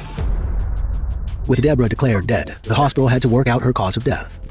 In an autopsy, the forensic pathologist determined she'd died of homicidal asphyxiation, but the police already suspected foul play. The day of her death, the kids were taken by Child Protective Services, and Scott was brought to the sheriff's department. During his interview, he maintained what he told the first responders, that Deborah had suffered some sort of medical issue. I don't know, dude. Like, she went like this, she started going like that and stuff. And even though their kids had witnessed them arguing, he maintained that their relationship was going to be okay. Any discussions about your relationship, how things are going? No. I love my wife and she loves me, man. I have no idea how that went down like that today, dude. Okay. When she fell, yeah, she was face down, she fell. So I'm tired. I want to get my kids home. And I've answered a lot of questions. I've been very cooperative. Scott still believed that he was going to get away with it, but the officers knew that Deborah's death was suspicious and that Scott had been the only person in that room with her. They dug deeper.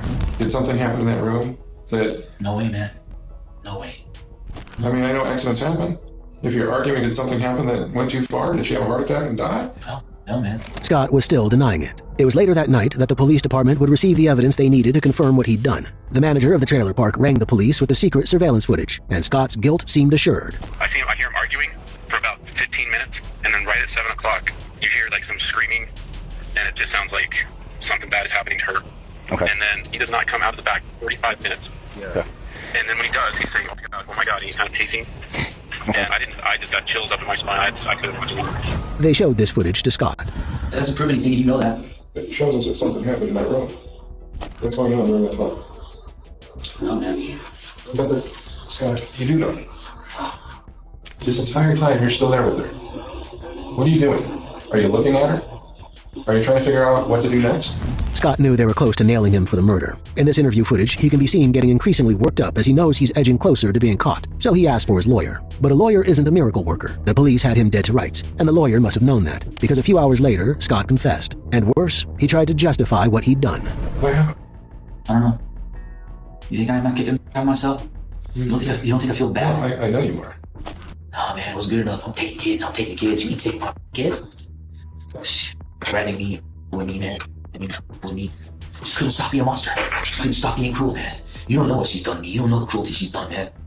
I believe it makes a man temporarily insane for a minute, man, when you think about it. You know that? You don't know the troubles. You don't know the pain. You don't know what I've endured. You don't know what that woman put me through. You don't know what she did to my son.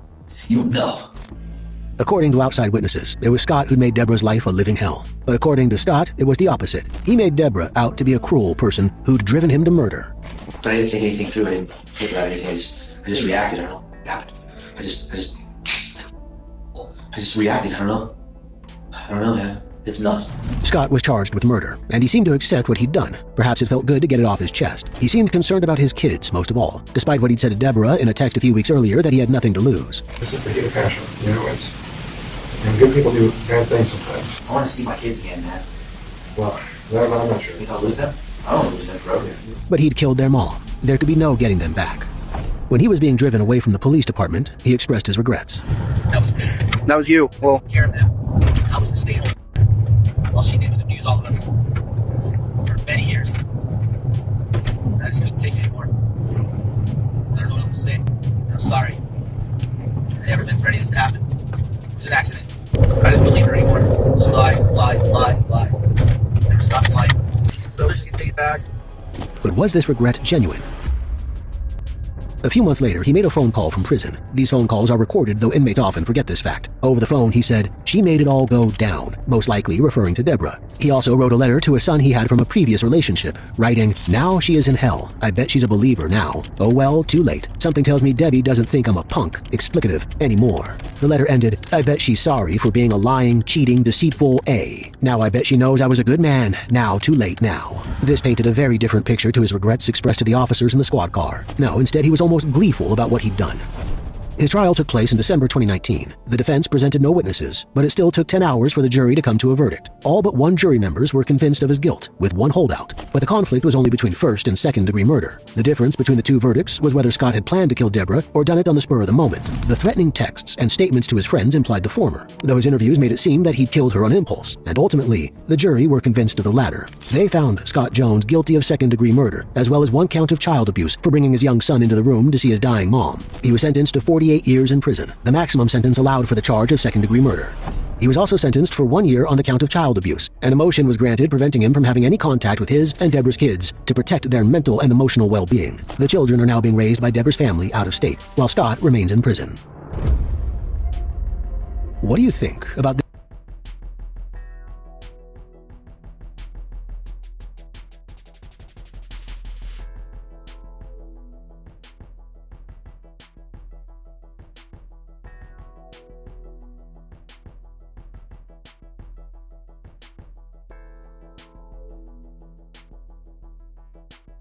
It's March 19th, 2023.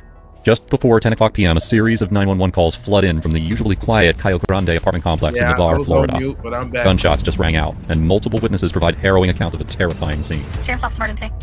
Hello. I just got off the phone with a family member that said that they just saw someone get shot at the apartment we live in, Cayo Grande. Sheriff's deputies rushed to the scene. Every moment counts, but neither of the callers provided a specific location in the sprawling complex. But when the first responders finally managed to find the victim, they discover something heart-wrenching that the callers didn't mention. hey, he's over here. He's in front of 406. Hey, who's in here? Is there anyone in here? No, Daddy. Okay. It's okay. Come here. Come here. It's okay. I got him. Come here, baby. Come here. Hang on, come here. While the victim's sobbing child is hurried away from her father's prone form, other officers rush inside the residence. The shooter is nowhere to be seen and could be hiding anywhere inside the apartment. But it takes only moments to realize that the residence is now empty. Whoever did this has moved on, and the officers have no idea if they mean to strike again. The victim's wallet identifies him as 24-year-old Colby Vinson. There is no doubt that he is deceased. He's been shot once between the eyes at close range and has no pulse. Chillingly, this looks like an execution. There's like fresh groceries right here? Yep.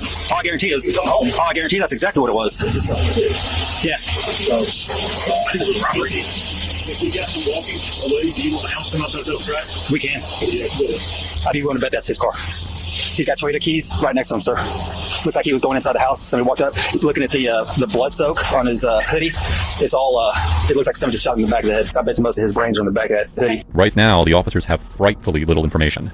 They don't know if the suspect's still in the area, or if he will strike again. And despite the clear bullet hole in Colby's face, the officers can't find a shell casing anywhere on the scene, nor do they have any sort of suspect. What they do have is a witness. Horrifically, the little girl who was found cowering in the entryway likely saw everything. But she's already traumatized, and they're terrified that pushing the little girl too hard could cause irrevocable damage. But with more lives potentially on the line here, they have no choice but to try. I know, honey, I know. What's your name? What's your name? How old are you? But no matter how hard the officers try, they can't get anything more from the little girl. For a moment, they fear that the case is already stalled. until another witness comes forward. All right, we have a witness right here. Come upstairs with me. I saw the first one. Okay. You called? Okay, come up here with me. We don't know right now they're working on me. I was walking, the police, that I was walking down halfway when I heard the shot. I didn't know what was that. So I stopped right there and I was like, what was that? And when I started walking and going down the stairs, when I saw the man on the floor with blood, and I saw a guy walking to the fire needle. He was walking right there. And the neighbors were there just getting him. Yep, on the motorcycles? Yes. And I'm pretty sure that when he was walking, he said that was dead, and he They saw him or they did it? They saw the face of the man who shot the guy. 199.68. I was going downstairs when I heard the shot, and I saw the man over there, but the guy was walking that way, and the two guys were over there. They were just, I guess they were just getting here. No, you're good, you relax. Just relax. Yes, then, yeah. All right, 235, detain him. With the scene in chaos, it seems that the officer misunderstood. The man downstairs isn't a suspect, but another witness. But before he can correct his mistake, his colleague is already launching into action. Okay, did you hear anything or see anything like that? We just heard, we were both outside, he's not listening, we just heard a gunshot, somewhere over there. Talk to me. He said that he told us to go inside because he said that he heard something. He said he saw somebody drop. I don't know. I'll turn off for translation. Listen, if it's not you, it's not you. Feeling. That's him for his witness. Hold on, man. Sorry. Let you check your cuffs off. I'm gonna take them off. That's what somebody up there said it was you. Okay. Here, bro.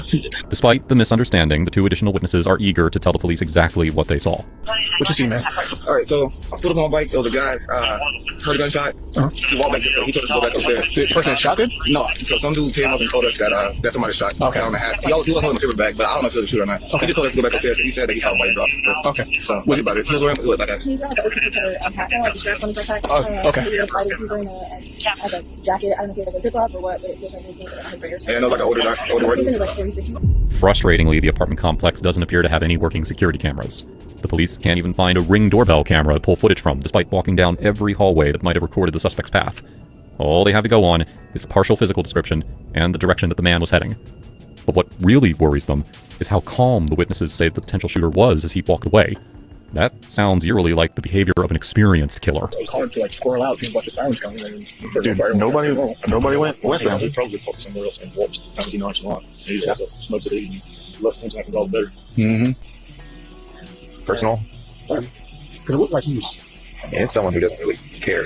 Well, poor girl. He put freaking groceries. It was like he already put a load in.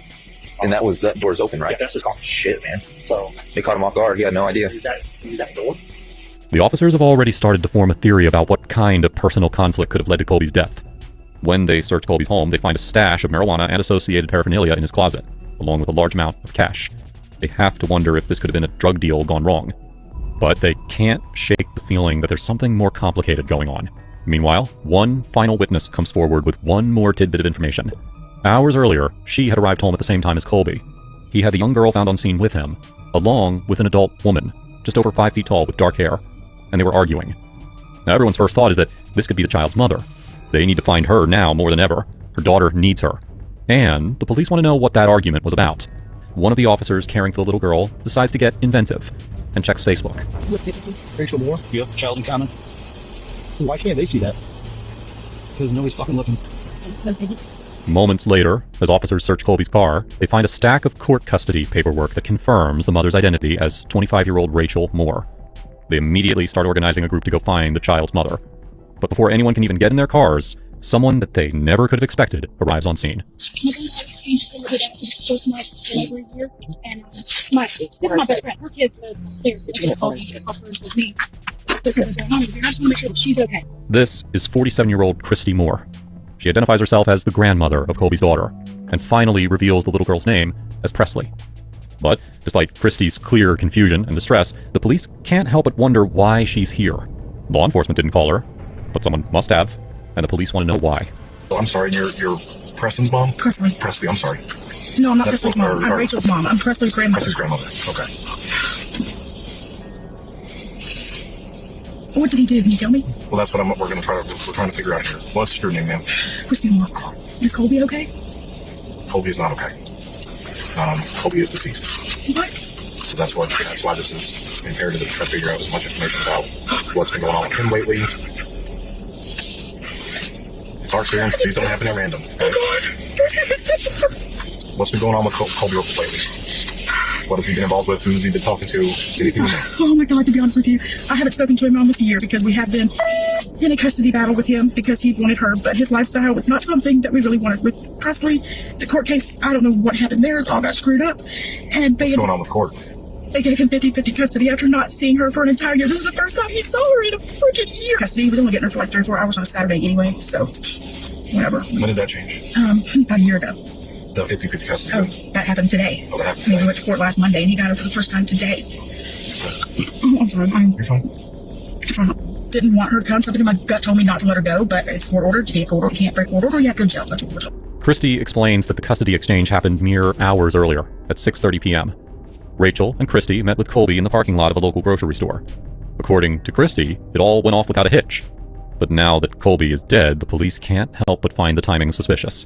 They'll dissect every aspect of the custody agreement in the days to come, but for right now, there's an even more pressing question. How did you get notified to come up here?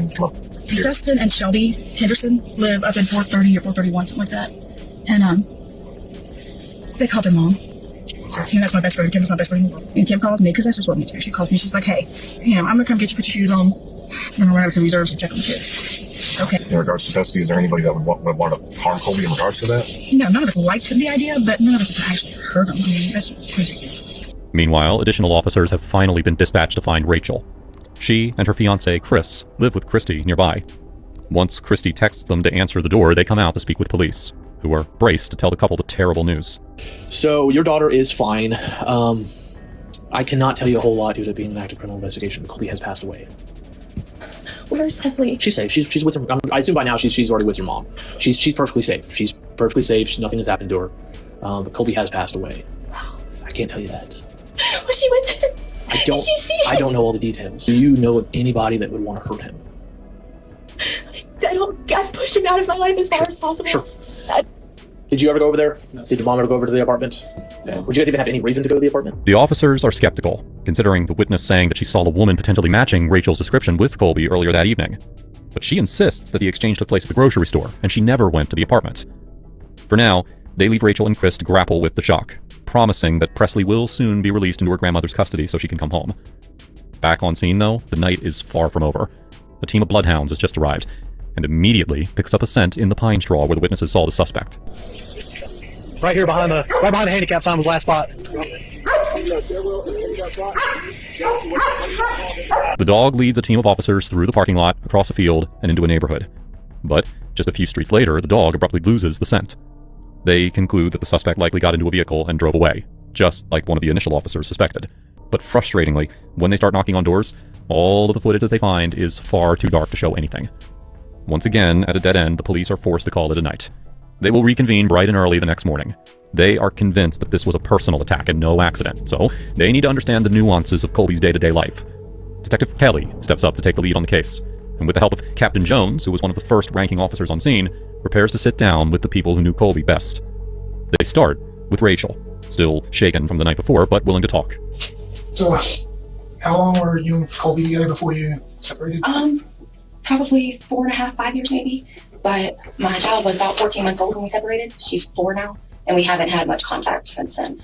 How long did Colby not see Presley? About 10-ish months. Now, while it's true that the police found marijuana in Colby's apartment, they did not see evidence of the degree of drug use that Rachel suggests. But that's not all that she accuses him of. She also claims that Colby was selling drugs, which would explain all the cash in his house. And she's not the only one making accusations either.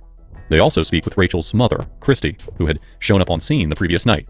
She claims that Colby had done something far worse. Do you know if you ever got physical with Rachel? Not that I'm aware of, no. They very rarely argue. I mean, it's just, we're not people that yell. I mean, Did you make physical with the baby? I did not personally see it. Rachel, when they were living over at Chipley, I think I said it right. Back with Rachel, she tells Detective Kelly that catching Colby shaking Presley was the last straw. She ended her relationship with Colby and said he never showed any interest in his daughter again until she filed for child support. 14 days later, he turned around and sent me 50-50 papers, child custody papers. And I was like, I'm panicking because you haven't wanted anything to do with her for this long. And then My side of the case wasn't even allowed to be seen in the court. And then they told me 50-50 sharing. And I said, okay. And then I showed up. I dropped my kid off. Do you know if you ever got physical with Rachel? Not that I'm aware of, no. They very rarely argue. I mean, it's just, we're not people to yell. I mean, Did you get physical with the baby? I did not personally see it. Rachel, when they were living over at Chipley, I think I said it right. She went back to work at the laundromat, came in, and he was shaking her. Because Rachel was so upset, Christy was the one to physically hand Presley off to Colby. Despite the family's reluctance, they say that the trade went off without a hitch. Beyond frustrated to find that those cameras don't work either. However, the cameras in the business next door, Navarre Liquors, do work. The police requisition this footage and start pouring through it, unaware that they will soon find something that will turn this entire case upside down. Now, at the same time, Detective Kelly continues to work with the family. What do I do? What do I do for her if this is something that has happened and she saw everything? This is exactly why I didn't want her to go back, y'all. It literally made me sick to think about this is what I forced my kid to have. This is not the man that I procreated with. This is what he turned into. As the interviews wrap up, Christy shares one final detail that appears to confirm everyone's worst fear. When you were taking her home, did she say anything? On the way home, and I couldn't get my phone out, she asked me for my cup. I gave her my cup, and then she says, Daddy's sleeping on the porch. She was buying medicine. Everything that Christy and Rachel are saying appears to confirm the early on-scene theory that Colby's death was somehow connected to a drug deal gone wrong. But Detective Kelly has a gut feeling that he's only just skimming the surface of what really happened. He's only gotten one side of the story so far, and with no physical evidence to back up her version of events, she could be leaving things out. What Detective Kelly needs is another perspective. While Colby can tragically no longer speak for himself, he sits down with Colby's mother, Megan, and his stepfather, Brad, who were also at the custody exchange. But he's unprepared for just how different their version of events is. He got excited, and he got out of the car and he's looking around, and he finally spots them. They were on the far east side of the parking lot, across the parking lot. So then we went back to his apartment, and he opened the door and he let her in, and he showed her her room. She was playing with her toys, and he was sitting there playing with her. And then my husband and I, about like 7:15, we went and got the car seat out of our car. And me and Colby got it in his car. We were in the backseat laughing because it was very hard to get in. So we were getting tickled, and then we told him we were going to go because we wanted him to be able to spend time alone with Presley. As soon as Megan mentions that she was at Colby's apartment, two pieces click together for Detective Kelly. With her dark hair, Megan fits the description of the woman who was seen with Colby earlier that night much better than Rachel. When he asks her about a potential argument, though, she says there wasn't one. However, their voices were raised in excitement as they first brought Presley home. But they didn't stay long. Megan and Brad headed out to let Presley get settled in. Just after 9, Megan says that she got a text from Colby saying how happy he was. Less than an hour later, he was dead. And she could only think of one reason why. Can you think of anybody that would want to harm Colby in this manner? And why is that? Because she didn't win. She was confident that she was going to keep Presley from him. And that wasn't all. Brad reveals that Colby isn't the only one with a criminal history. Rachel faced a drug charge just like Colby. And that's not all. Sure enough, when Detective Kelly pulls up Rachel's history, he can see the traffic stop with Colby on her record. And that's not all that she left out. When she was 17, she had also been implicated in an arson case. There's obviously concerns that he may have been dealing drugs on the side. Did you have any inclination of anything like that? If I would have had concerns of that, I wouldn't have helped him hire a lawyer to get his daughter back. He gets paid tips, and so he gets the cash from work, the tip bucket or whatever. Colby managed a nearby legal marijuana dispensary and had a medical marijuana card. But the police couldn't believe that the stacks of $100 bills in his closet came from some tip jar.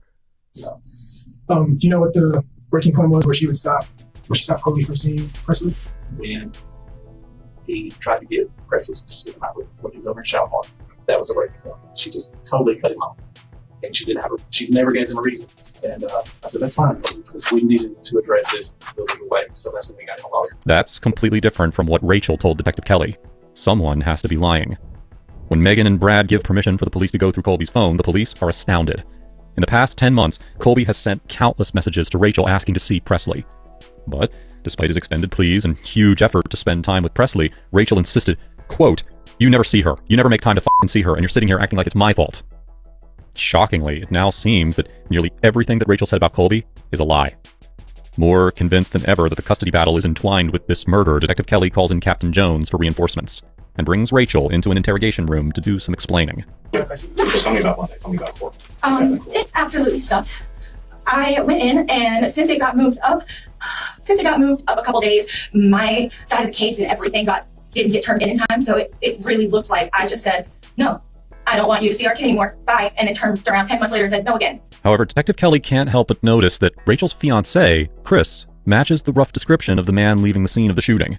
It's possible that twisted logic made him think that killing Colby was the only way to spare Rachel further emotional anguish. Rather than coming at Rachel with his suspicion directly and putting her on the defensive, he brings the idea up to Christy first. What about Chris? You think if Chris could have communicated with someone to get some help in this regard?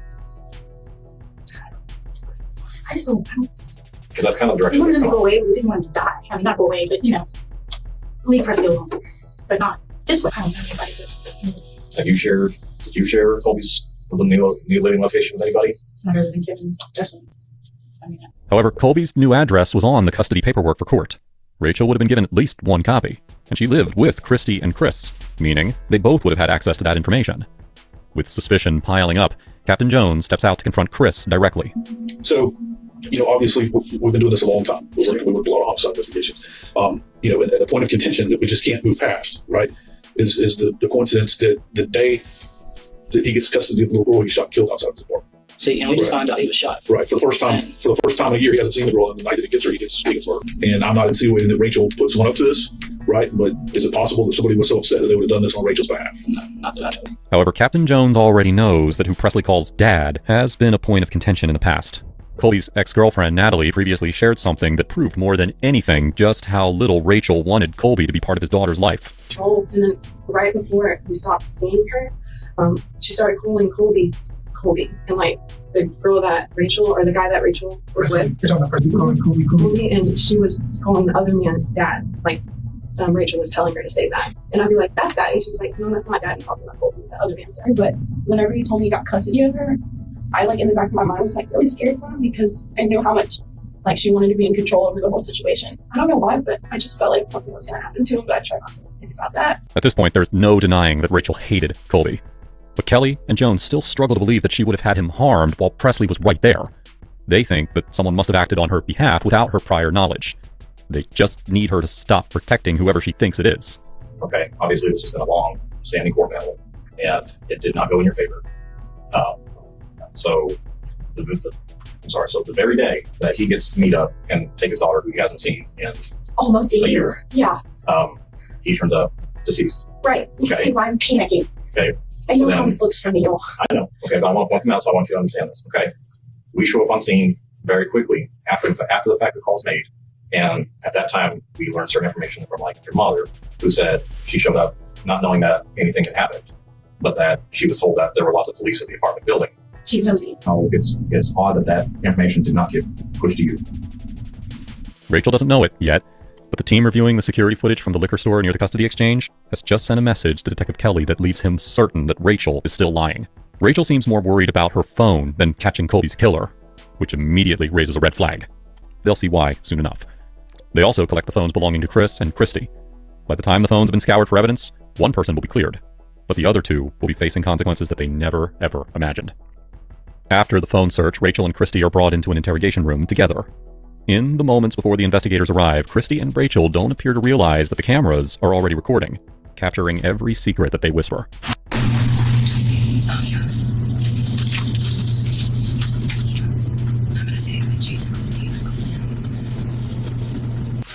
You say your mom, what's going on? No, I figured I could tell us all at the same time. Okay. This is something I just sit down. Yeah, you might. Okay. Would you let me grab your trash can? That probably wouldn't be a bad idea, so now this is probably just for shots. I called Booger on Monday and told him about the court date with Jason Curtis. And I was panicking then. And he told me not to worry about it. It wouldn't be something he got to worry about. And I messaged him, told him everything that was going on. And he had sent me pictures of knives and guns and some Renaissance shit, but I didn't think anything of it because he lived far away and he was just sweet. And so I told him, I told him thanks for making me feel better. Booger is what Rachel calls her ex-stepfather, 53-year-old Jason Curtis. He lives about 5 hours away in Alabama. Christy says that she hasn't had contact with him since their divorce over a decade ago. But when they searched Rachel's phone, they found that she had been talking to him a lot recently. And the content of their messages sends a chill down investigators' spines. Rachel attempted to delete messages, but the forensic techs were able to recover them from the recently deleted folder.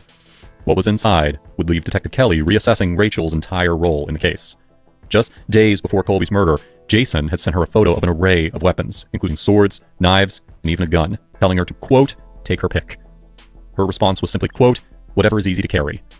And that was only the beginning. Phone records show that Rachel and Jason had multiple conversations throughout the week leading up to Colby's murder.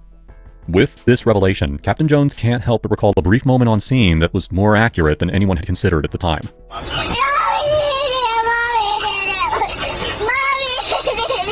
Mommy did it? Presley was actually screaming for Christy, who she calls Nunu.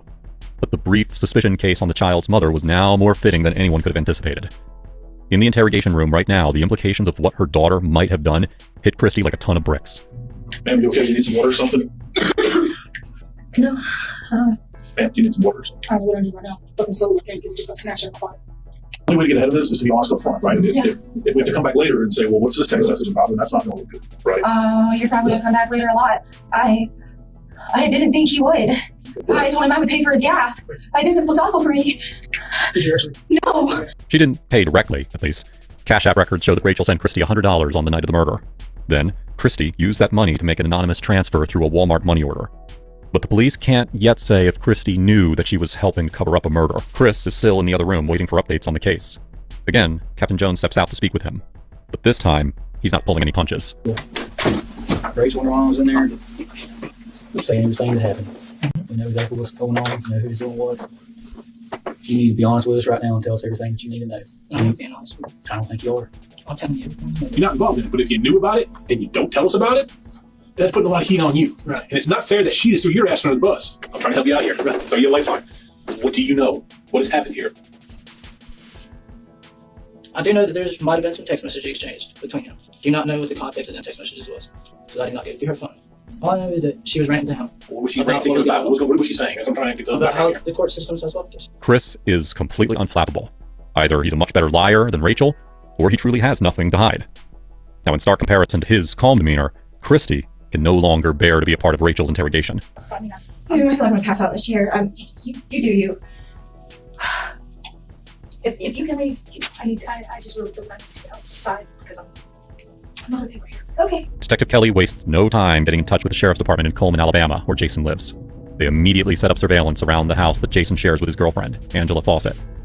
But they don't storm in. Confronting Jason, who they suspect is very dangerous, is a great way to get locked into a standoff or even a hostage situation. When Angela leaves the next morning, it's finally time. They wait for Jason to get into his truck and drive a short distance down the road before conducting a felony stop. What we're going to do is we're going to have one of the guys, maybe one of us, maybe Deputy Bay here for us. We'll transport them to the sheriff's office to the Colorado. But that's where we'll take it to. Like I said, you driving stuff.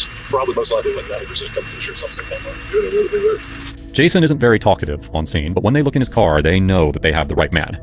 There's a revolver under one of the front seats, matching the suspected caliber of the weapon that was used to shoot Colby. It's a 6-shooter, but hauntingly, it's only loaded with 5. A spent 38mm shell casing is loose on the vehicle floor. And this is only the beginning of what the police will learn about Jason.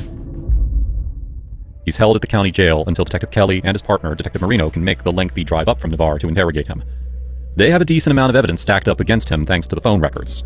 However, this could be argued as circumstantial. More investigation, like ballistics testing on the gun from his car, is underway. But Detective Kelly fears that with the right lawyer, Jason could probably argue his way out of consequences. A confession, though, would make their case rock solid. What's going on, Jason? You okay? Well, we're about to. Okay, so I'm Detective Marino. This is Detective Kelly. That's Sergeant County from Sandwich County. Clean Sheriff's Officer over there. I know you're kind of confused as to what's going on, and I'm going to explain that to you. They read Jason his Miranda rights, and he remains willing to speak with them without a lawyer present. For now. So the reason we're here is there was a warrant put out for your arrest, right, for the murder of Colby Vincent. Right? Does that name even sound familiar to you? No. Okay. Right, so this incident, obviously, I mean, you've been given some details, happened on Sunday, this past Sunday. Can you tell us where you were at all day? Yeah, I was home. What's to do? Okay. Was anybody home with you? My wife. Okay. Can she verify that? So she would have no problems if we... Little does Jason know, his girlfriend, who he refers to as his wife, is in the interrogation room right next door.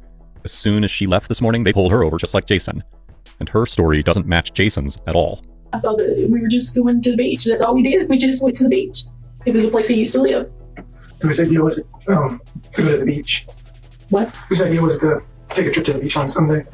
Well, I'm always talking about wanting to go and wanting us to take a trip together. I don't know how it came up.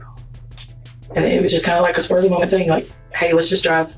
The beach town Angela says that they went to was none other than Navarre, Florida. As soon as the police reveal that they've talked to Angela, Jason's story changes. Yeah, very upset. So she said she had pictures of... What kind of information did Rachel share with you? All she said was she had the court ruled in his favor and they wouldn't even look at the pictures where the baby had been abused and burnt. And she said that he was selling drugs out of that apartment. So Rachel is positive the system. The security camera at Navarre Liquor recorded Jason in the store, and a receipt timestamped just after 6 p.m. was found in his car. So not only had he been in the area where the murder was committed, he had actually been at the exchange. And that's only the beginning of what has the police convinced that Jason is the killer they're looking for. That's how much you're going to take care of it? So did you really take care of it? Something I didn't do. I can't help what's going on with her. I would help her, yes, but go down there and commit murder, no. I mean, I know Rachel was having trouble with something about custody, but I ain't had nothing to do with that family in 10, 15 years. What do you know about the custody stuff? All I know is that Rachel didn't want him to have the baby, and I don't know what happened. They're just arguing over the baby? Yeah. You need to prove your truth. That's not the truth. The decision to arrest Rachel came just moments after she came clean about her messages to Jason. Detective Kelly himself had been the one to break the news. Rachel, we talked to our state attorney. He's got based on all the information. He's advised we're going to place you under arrest right now, okay?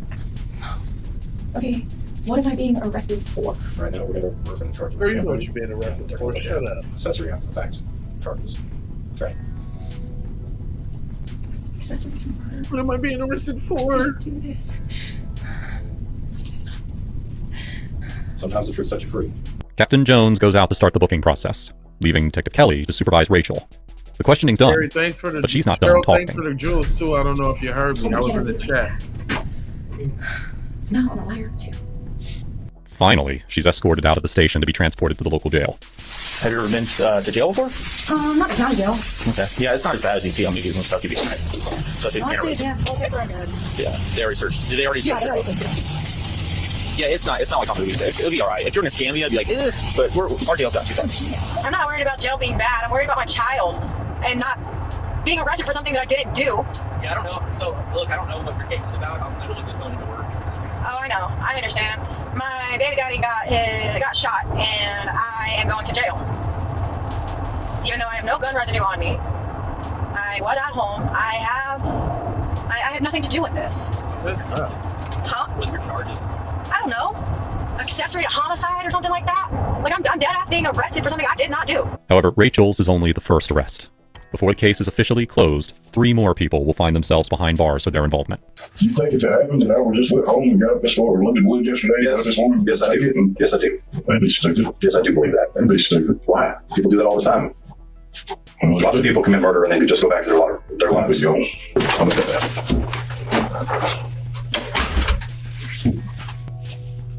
I know Rachel did not shoot that man, so, and I didn't, so. All I tell you is talk to his dope buddies. I don't know. Oh, what? I said talk to his dope buddies. I don't know. I don't know the guy. Jason doesn't have an emotional reaction to finding out that he's accused of Colby's murder. Angela, on the other hand, doesn't seem to believe it. To help her out. So you're telling me he killed somebody?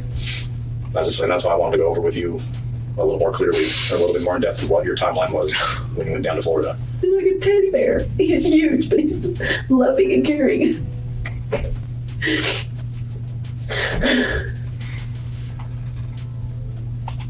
Did he drive down? No, I drove down and he drove back. When he called Rachel, or when he was on the phone right after when y'all were leaving, do you remember what he said or what he was talking about? I didn't hear the conversation. Sure enough, the outside camera at the liquor store also recorded Angela, sitting in the car. But it wasn't Jason's truck. It was her VW Beetle.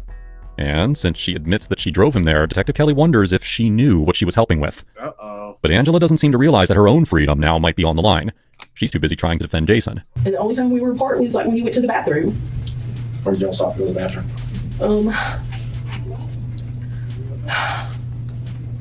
Maybe a Tom Thumb. At the gas station, was it? Yeah. And we went to the bathroom at the public beach in the pavilions. How long was he gone for? Maybe 5 minutes. What time was this thing? You were just going. Oh God, I couldn't guess. Was it? Maybe 8 o'clock. So it was dark out. Yeah, it was a little dark. Did you see normal when you got back into the car after that? Yeah. Like I said, he was in a good mood all day. We had a great time. Kind of get the idea from Jason and you that he was probably trying to protect you as well. I feel very protected right now.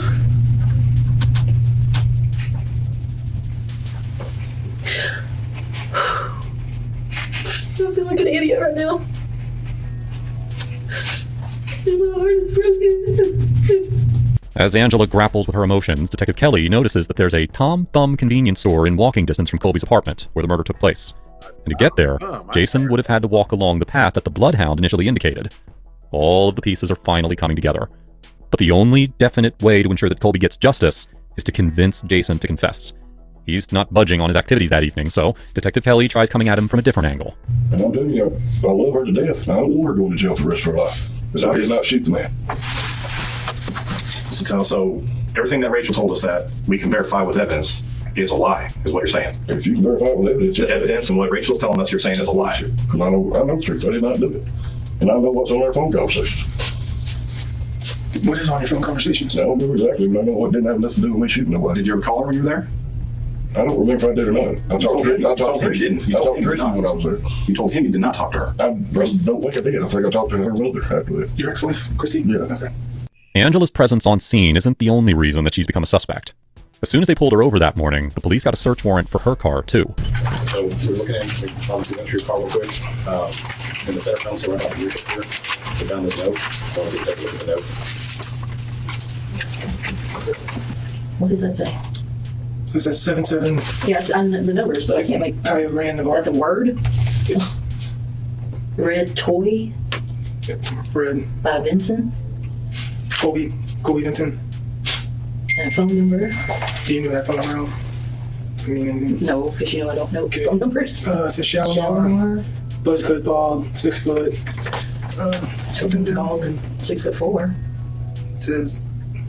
I mean, this handwriting matches all the notes and stuff that it is. Oh, it looks like it's him.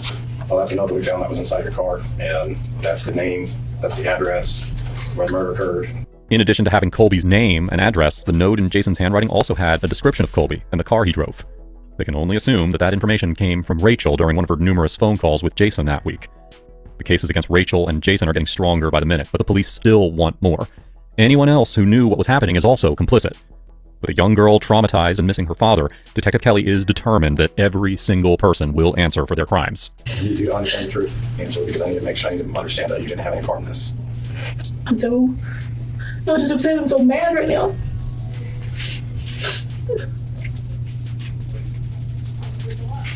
Are you upset because he got caught, or are you upset because you didn't know this was happening? You didn't know this happened in front of you. Oh no, it's stupid or anything. I know I watched enough TV shows. I know, are y'all trying to make me incriminate him somehow? And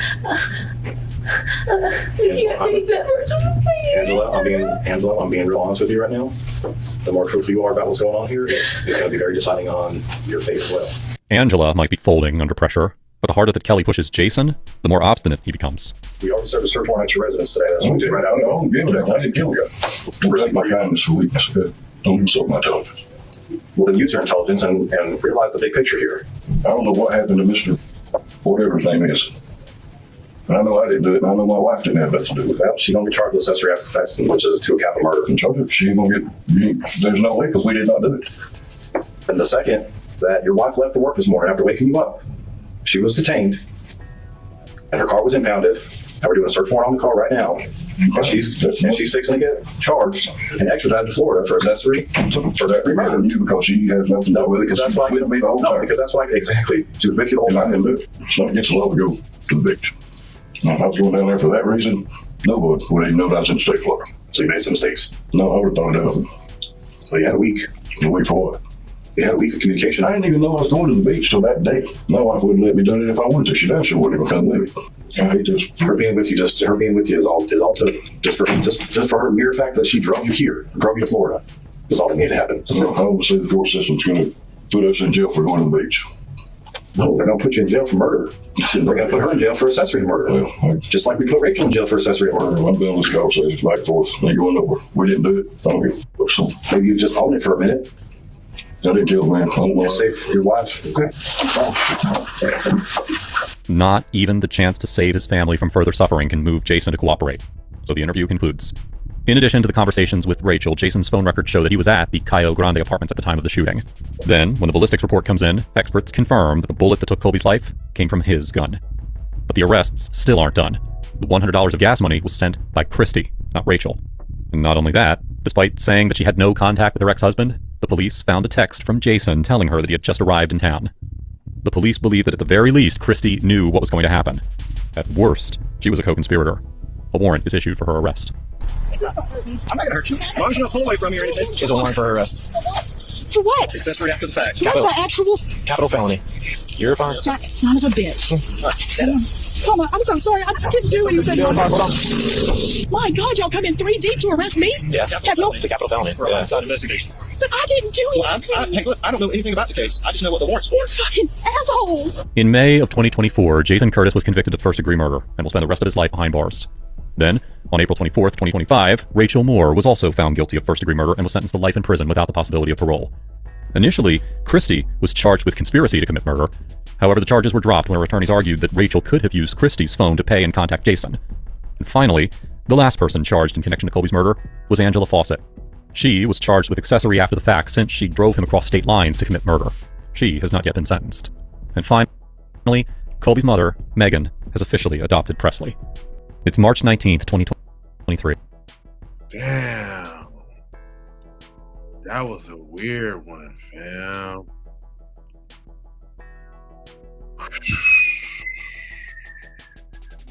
The one shorty got off, though. She was able to smooth her little way through.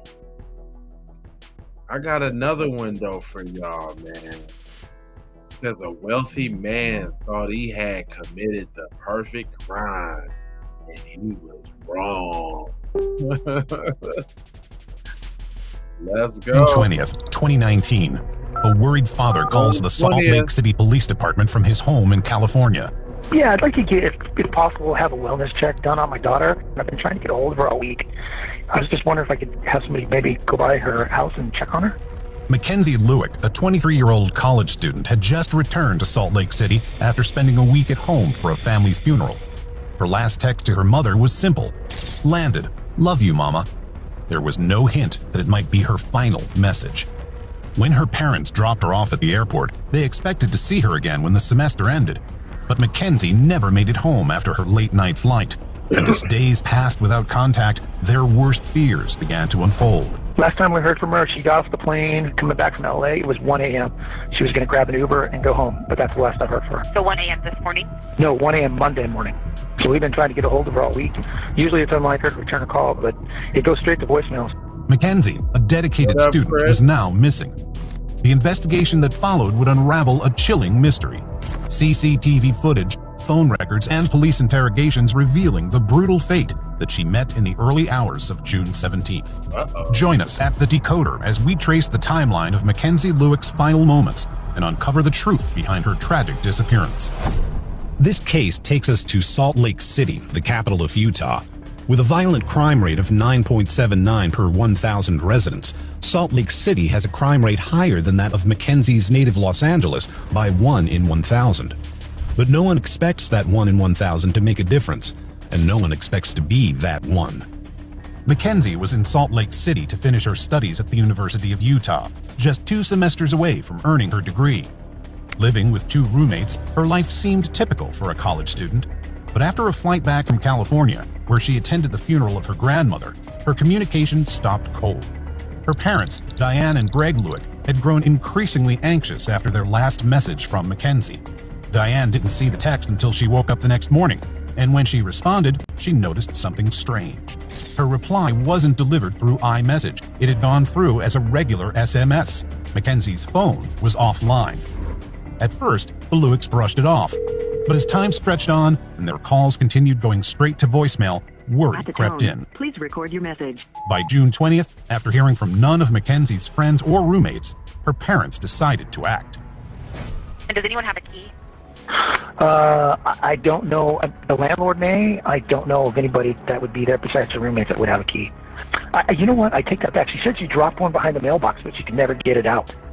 So there may be one back there. Somebody can fish it out, but I don't know if she ever got it out or not. The police's first step was to carry out a wellness check at Mackenzie's address in Salt Lake City, on the assumption that she'd made it back there from the airport. You know where your landlord lives? Does he live on the premises, or how we get a hold of him and maybe get a key or something like that if we need it? Yes, the key to the apartment so that we might be able to go in there just in case she is in there injured or something like that. They tried to contact the landlord, but received no reply. I don't think University of Utah is going to give us any information. Like, we could probably call up there and see if she's supposed to be in a class. Yeah, she's enrolled. They could go check her classes to see if she's there, but this is her car. And landlord's not answering his phone, so I just left him a message. Eventually, one of Mackenzie's roommates let them into the house. He said that Mackenzie had asked him to take care of her cat while she was in California, and that she'd said she was returning to Salt Lake City that week, but he didn't know exactly when. On a search of the property, the police didn't find the suitcase Mackenzie had traveled with. Her car was still in the driveway, and there were no signs of foul play. The implication was clear. She'd never made it home. There were other concerning signs. She hadn't been seen in class all week, and she was due to submit an online midterm exam by midnight that night, June 20th, and she hadn't yet logged into the portal. Alongside school, Mackenzie worked at a biological testing company, and her colleagues there couldn't confirm that she turned up to work since going to California. The police also reviewed surveillance footage from the airport at the time her flight was scheduled to land, 1:35 in the morning. She was listed on the manifest, meaning that she had indeed gotten on the flight as planned, which aligned with her text to her mom upon landing. And the police managed to pick her out on CCTV leaving the airport and getting into a Lyft car at 2:40 a.m. Meanwhile, Greg was doing his own investigation into his daughter's life, looking for any clues as to her whereabouts. Mackenzie shared her bank accounts with her parents, and upon looking into them, Greg found an unusual transaction dated June 10th in the amount of $300. And lately, she hadn't been asking her parents to assist her with tuition payments or rent, and she'd recently bought new furniture. Greg didn't know where this money came from, if it was just her earnings from the biological testing company job, or if it came from somewhere else. Mackenzie's brother knew that she had been seeing men through the Tinder app, and that she might have a boyfriend who lived in Park City, but he didn't know this possible boyfriend's name. Nonetheless, it was a lead. One of her sorority sisters also corroborated that she'd been seeing men through Tinder and said Mackenzie had confessed a desire to become a stripper. I think she was trying to almost gain confidence and security in herself. I think she realized she was really shy and she wanted to be more outgoing and meet people. Greg contacted AT&T to look into Mackenzie's phone records. On June 17th, between 1:50 and 1:58 a.m., so after Mackenzie had landed in Salt Lake City, she had texted one number 8 times. The content of these messages was not available, which meant it could be a lead or just a dead end. Maybe this was just Mackenzie ordering her rideshare. The police listed Mackenzie as a missing person and sent a text message to her number saying, "You are an adult and have the right to not communicate with whomever you want. I simply need to verify your safety. We will not communicate your location or anything else unless you give us permission. Please give me a call." Kenzie Lueck's family and friends trying to reach her on social media. They posted this video hoping she might see it. Everyone is out looking for you around the country, and they all want you to know that we're advocating for you, we're fighting for you, and we're going to bring you home. In cases like these, with a young person reported missing, it wasn't unusual for them simply to have run off, needing some time away from everything. Mackenzie's family could only hope that this was the case. You know, she might be upset, but come and just call somebody and say, "I'm fine, quit looking for me." One thing that we wanted to talk about is she texted her family that she landed at the airport. She wouldn't have done that if she wanted to purposely disappear. On June 21st, the police widened the investigation to Mackenzie's known connections. They uncovered an ex-boyfriend who dated Mackenzie until April 2018. He told them that a few weeks after the relationship had ended, she'd sent him a Snapchat video of her having sex with 2 other people, and he'd blocked her. One of Mackenzie's sorority sisters had something interesting to say, that Mackenzie had had a job interview lined up at Exotic Kitty, which was a gentleman's club. The investigators also spoke to one of her male friends, who said that he and Mackenzie had been casually dating on and off since September 2018, but had never been exclusive, and had had plans to meet up when Mackenzie got back from California. This friend said that Mackenzie was a regular sugar baby, meaning she connected with men, sugar daddies, who would give her gifts and money. This was maybe her mystery source of income. She used the dating app Tinder as well as the site Seeking Arrangement for this purpose. The site's homepage reads, "Seeking Arrangement delivers a new way for relationships to form and grow. Sugar babies and sugar daddies or mamas both get what they want when they want it." Mackenzie had last logged into this website on June 16th, a few hours before her disappearance. The friend also told police that she'd connected with a guy on Tinder about 3 weeks ago, but didn't know any details about the mystery man. I have no idea what happened to her, where she is. Nobody does, and it's pretty terrifying. A mixed picture of Mackenzie was emerging, a side to her life that her parents hadn't known anything about. Born on March 8, 1996 in the beachside LA suburb of El Segundo, she was the second of her parents' 4 children and their only daughter. At high school, she was on the swim and water polo teams and helped to start a club for breast cancer awareness. She continued her feminist thinking at the University of Utah, where she was a positive and supportive sisterly presence in her sorority, Alpha Chi Omega. The sorority's charity work focused on domestic violence awareness and prevention, and on Facebook, Mackenzie posted to celebrate the anniversary of women's suffrage. She'd had a difficult year, as according to one friend, she'd been sexually assaulted in 2018 and was having a hard time dealing with it, seeing a therapist and taking medication for depression. Mackenzie was raised in the Church of Jesus Christ of Latter-day Saints, and Salt Lake City is the faith's headquarters. Mackenzie wasn't devout, however, and enjoyed going out to bars with her friends, and apparently meeting men on Tinder. She'd also recently come out to her family as bisexual, though her friends and family weren't aware of any women she was seeing. She came from a healthcare background, with her dad Greg working in healthcare logistics and administration. Mackenzie herself was majoring in pre-nursing and kinesiology, the study of human movement. She hoped to go to nursing or medical school after her graduation, planned for May 2020, but she'd never make it to graduation. Over the last couple days, I've spoken with Greg Lueck. I can feel the heartache and the pain and the suffering in his voice as we spoke. And my commitment to Greg was that we would do everything within our power, the Salt Lake City Police Department, to bring Mackenzie home. Eventually, the police managed to track down the details of the Lyft ride Mackenzie had taken from the airport. Information in her email inbox showed she'd been picked up at 2:40 a.m. on June 17th, and then dropped off at 16 East Center Street, North Salt Lake at 2:59 a.m., 19 minutes later. This location was a park, Hatch Park, with several buildings nearby. There was no obvious reason for Mackenzie to be there. Confirmed that this was the location where she was last seen, Hatch Park here in North Salt Lake. Investigators now revealing she met someone else after getting dropped off. Detectives have spoken with the Lyft driver and learned that Mackenzie was met at Hatch Park by an individual in a vehicle. Mackenzie did not appear to be in any type of distress. On the 25th, we learned about a disturbing problem with the cameras at Hatch Park in North Salt Lake, which could have filmed Mackenzie getting in that car the morning of June 17th. Hatch Park doesn't have any cameras. We have some dummy cameras. Meanwhile, the police had opened a tip line, and it was flooded with information. People reported sightings of Mackenzie in the company of various men, including one on June 21st in a liquor store. The witness claimed to have seen her buying alcohol with a white man and described her as wearing a white shirt with jeans and having a tattoo on her arms above each elbow, one with words and the other with an arrow. Mackenzie did indeed have tattoos, but not these tattoos. Rather, she had a tattoo of a star on her back. These false sightings muddied the waters and made it difficult to determine when the last sighting of Mackenzie actually was. Had she been wandering around Salt Lake City all week? Or was that fateful Lyft ride to the park in North Salt Lake the last moment before something terrible? Wow. The only one who could meaningfully answer this question was the Lyft driver. Lyft's privacy policies meant that investigators had to get a search warrant to access Mackenzie's account details. And by the time they spoke to the person who had driven her that fateful night, it was June 22nd, and she had been officially missing for 2 days.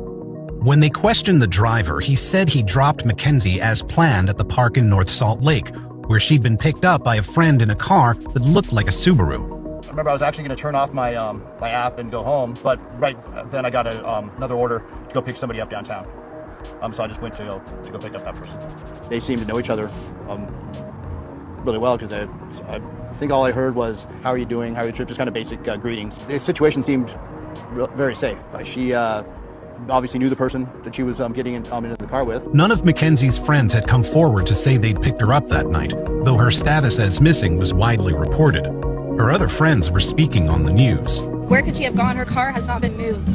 Things aren't adding up. Meanwhile, time since Mackenzie's disappearance was stretching on. She'd been booked on a flight back to LA on June 23rd for a family wedding, and the police met the plane to determine if she was on it, but she wasn't. And when her bank records were produced under subpoena, they discovered she hadn't made any transactions since the Lyft payment in the early hours of June 17th. So whatever had happened to her had likely happened that very same night, possibly at Hatch Park. The investigators set up a geofence for the area of Hatch Park in the early hours of June 17th, which registered 6 devices entering that vicinity in the time frame. One device pinged several times in the area, a device belonging neither to Mackenzie nor the Lyft driver. It belonged instead to a man named Ayula Ajayi. Ayula's phone had pinged in the same area as Mackenzie's right before 3 a.m., when Mackenzie's phone was turned off, between 2:58 and 2:59 a.m. More damningly, phone records showed that Mackenzie and Ayula had been having conversations over the TextMe app. This was enough for the police to apply for a search warrant of Ayula's residence. On June 25th, the police made contact with him. Though his lawyer advised him not to, he sat down willingly with the police. He claimed he only wanted to clear up a mistake. You're not under arrest. You're not being detained. You can leave anytime you want to, okay? It just doesn't make sense. I want to get to the root of it, too. Yeah. Because when you say my IP is showing, that means something is wrong. AJ worked in IT, meaning he understood the significance of his geolocation and the way they triangulated his proximity to Mackenzie on the night she disappeared. He claimed he wanted to clear up any confusion, and he mentioned his alibi right out of the starting gate. So, I have security camera in front of the house, and then I have one inside the house. So that's my baby. Remember, she was with me on that day. So according to the video, she was with me. He said his baby mama's first name was Michelle, and that he didn't know her last name. She was 8 months pregnant with his child, but they weren't together. AJ seemed to feel guilt, however, about using the seeking arrangement site. So I have PTSD and anxiety. I just need to talk to someone whenever I'm alone and I'm freaking out. So this is a seeking arrangement website? Yes. Okay. So, and I go through the whole everything. I can't see anyone that matched that profile and that matched that picture. Okay. But if you can see most of them are in Seattle, Ogden, everywhere around the world. Okay. So I never even try to meet them. I just need someone to talk to whenever I'm freaking out, so to calm down. So even some of them are in Washington, D.C. And one in Logan. So all of them, all we just do is to talk. And if I met her from there, I'm positive that I probably don't want to meet her, because all this is not revealed to my baby mama, and I don't want her to know about it, so I never meet any of them. He couldn't deny that he'd been using the website, since the investigators had concrete evidence. He did, however, deny meeting Mackenzie through the site. But why had they texted outside of the site on June 16th, only 9 hours before she went missing? AJ claimed that she must have found his phone number on his profile and texted him the question mark to ask if he was interested. So you're still saying that that's the only text, that's the only messages you got from her, right? That I can remember. So for her to just send me a question mark, so there's a possibility that I've talked to her in the past. And don't get me wrong, I'm not saying you did this or you were involved in it at all. I'm just saying that someone at your house or someone was using your IP address, that's all. Yeah. I'm just trying to get to the bottom of it. I would like to do that because I'm freaking out already. I have anxiety and I have PTSD, so that's why I've been calling you, like, please let me help if any way I can help. Even my lawyer don't want me to come here right now. He claimed he didn't save numbers in his phone, and so he didn't recall if he'd talked to Mackenzie before. When she asked for a photo, he sent her a selfie, and she never responded to it. So earlier you said we could have to take your phone and download it. Are you still willing to do that or no? I just need to call my lawyer and see if it's okay, because I want to help as much as I can. Sure. But she's saying that some police just want to pin it on someone, that they can pin it on me. AJ said he downloaded all the online evidence the police wanted, including the footage from his home security camera, which he claimed placed him at home all the early hours of June 17th, but wasn't willing to hand it over. AJ, the only reason, you can understand if this was your sister or something, or your mom, we'd be working just as hard to find her for you, okay? This family is in that same boat. We just want to do everything we can, and just because you've chatted with her, you've texted back and forth twice or however many times, and it's bouncing off your IP address, we just want to cross every avenue, make sure that people are involved, people who are staying with you, people might be parked outside your house using your Wi-Fi. We just want to make sure. AJ excused the coincidences as best he could. He wasn't under arrest. However, at the end of the interview, police confiscated his cell phones before allowing him to leave. And on the following day, they executed a search warrant at his house. That search warrant is here. Can I borrow your phone to call my lawyer? He was broadly cooperative, but he questioned why they confiscated his phone as evidence. They then proceeded to search the house. Hello? Salt Lake Police, can you come out, please? They found another occupant of the house, a guest who was staying in AJ's spare bedroom through an Airbnb booking. Hi, it's the police department. Are you renting this room? Yes. Okay. We are going to be serving a warrant on this house, so we need... Is there anyone else here? Just me. If you want to just grab your wallet. I got my wallet. Okay, we'll need you to come out then. Okay. He'd only arrived from the airport that morning and had no idea why the police were suddenly conducting a search on his host's house. Other than this guest, there was no one in the house, and there was no sign of Mackenzie. House clear, just the one Airbnb guy in the whole place. The police told AJ he was free to leave. You're free to leave. I'm not detaining you, so you can leave whenever you want. You want to check in Friday? No, I just don't want you guys to use anything when I'm gone because I gave them my phone and they used that against me before. So I just want to make sure that you guys approve everything before I do it. You're free to leave if you want. Any idea where you want to go? Just I don't even know. I don't have my phone on my head, so I have no destination. Okay. Again, and I don't have a time frame, right? Like, I don't know if it could be 10 minutes, could be a little bit longer. Yeah, so I would assume you'd want to be here. Yeah, so I mean, you don't have. You're sitting right there. I have no problem with you sitting in the shade on the porch if you want to. Like that looks miserable. Yeah, if you guys have my phone without my permission, and if you guys they give it to you guys when you are here, and I can see what you guys are doing with it, that would make more sense. But they took it with them. I don't know what. And I don't either. So I just think that's not fair. AJ left, he said, to go to the local library.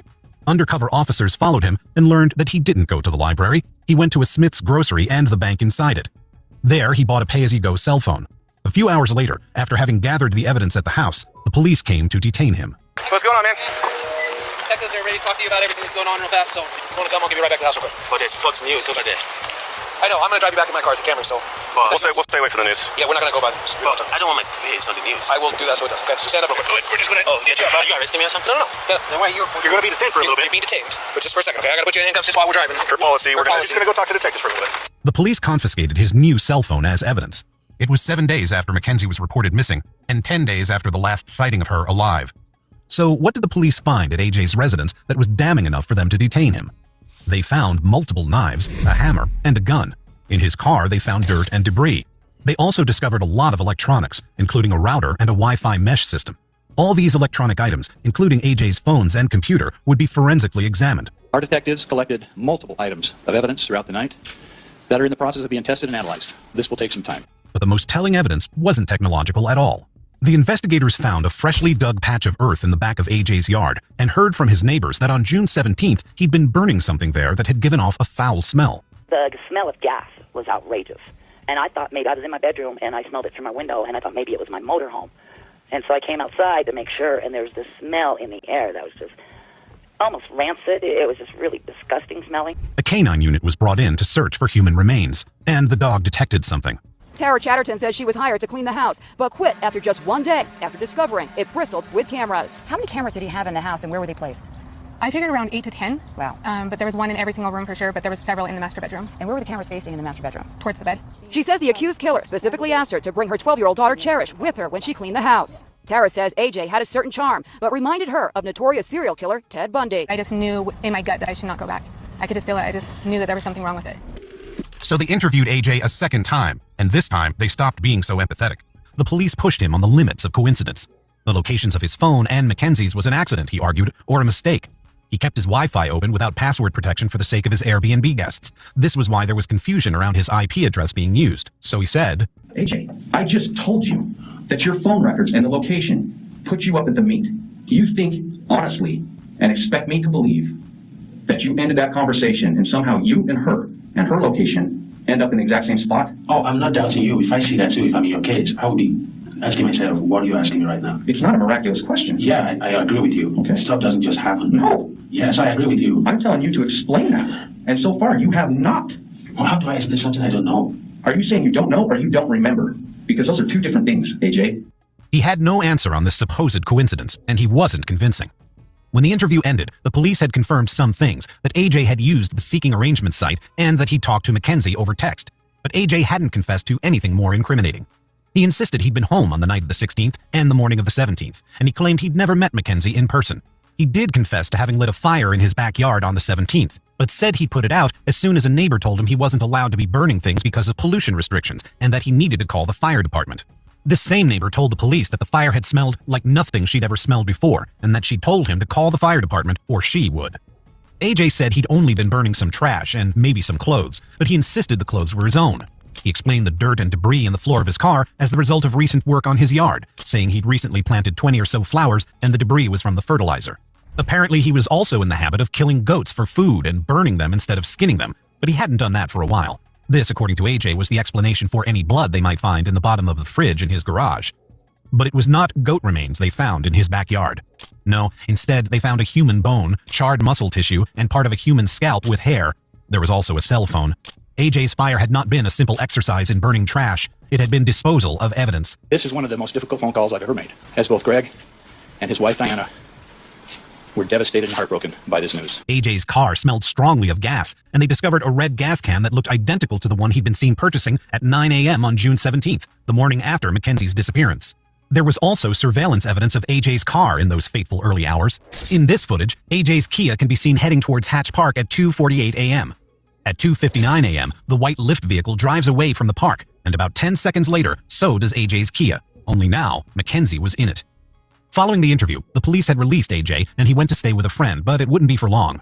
The physical evidence against him was mounting, and early on June 28th, the samples from his backyard were confirmed to match Mackenzie Lewick's DNA, and the police were prepared to detain Ayoola Ajayi on suspicion of murder.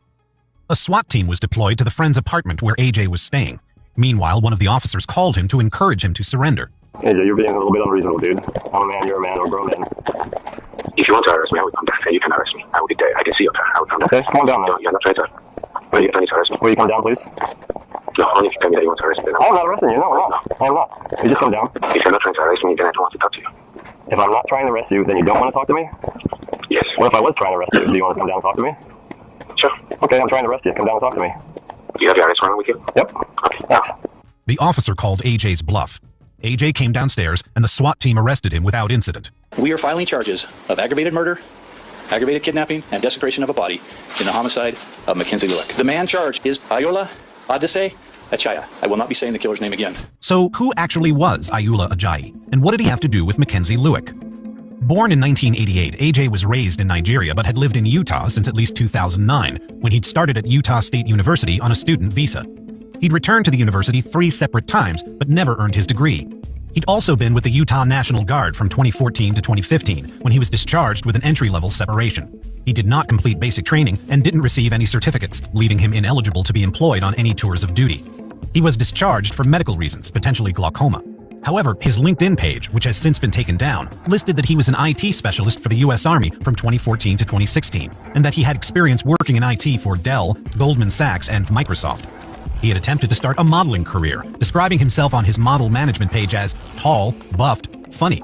I am a victim, romantic, violent, and character actor. Evie Keener owns a modeling and talent agency in Salt Lake City that represents dozens of beautiful young women. Evie says she met the accused killer here in Salt Lake City, Utah, at a networking event for models and their agents last summer. She says the suspect approached her about signing with her modeling agency, but she says there was something about him that creeped her out. On the surface, he seemed perfect. He seemed very smart, very good looking. But after attending several networking parties, 31-year-old Ayoola Ajayi began reaching out to Evie on social media. She instinctively sensed danger. He wanted to sign on with my agency, and I did not feel comfortable having him in the same room with my young models. So I just listened to my gut, and I didn't have anything further to do with him. AJ self-published a book on Amazon in 2018 called Forge Identity.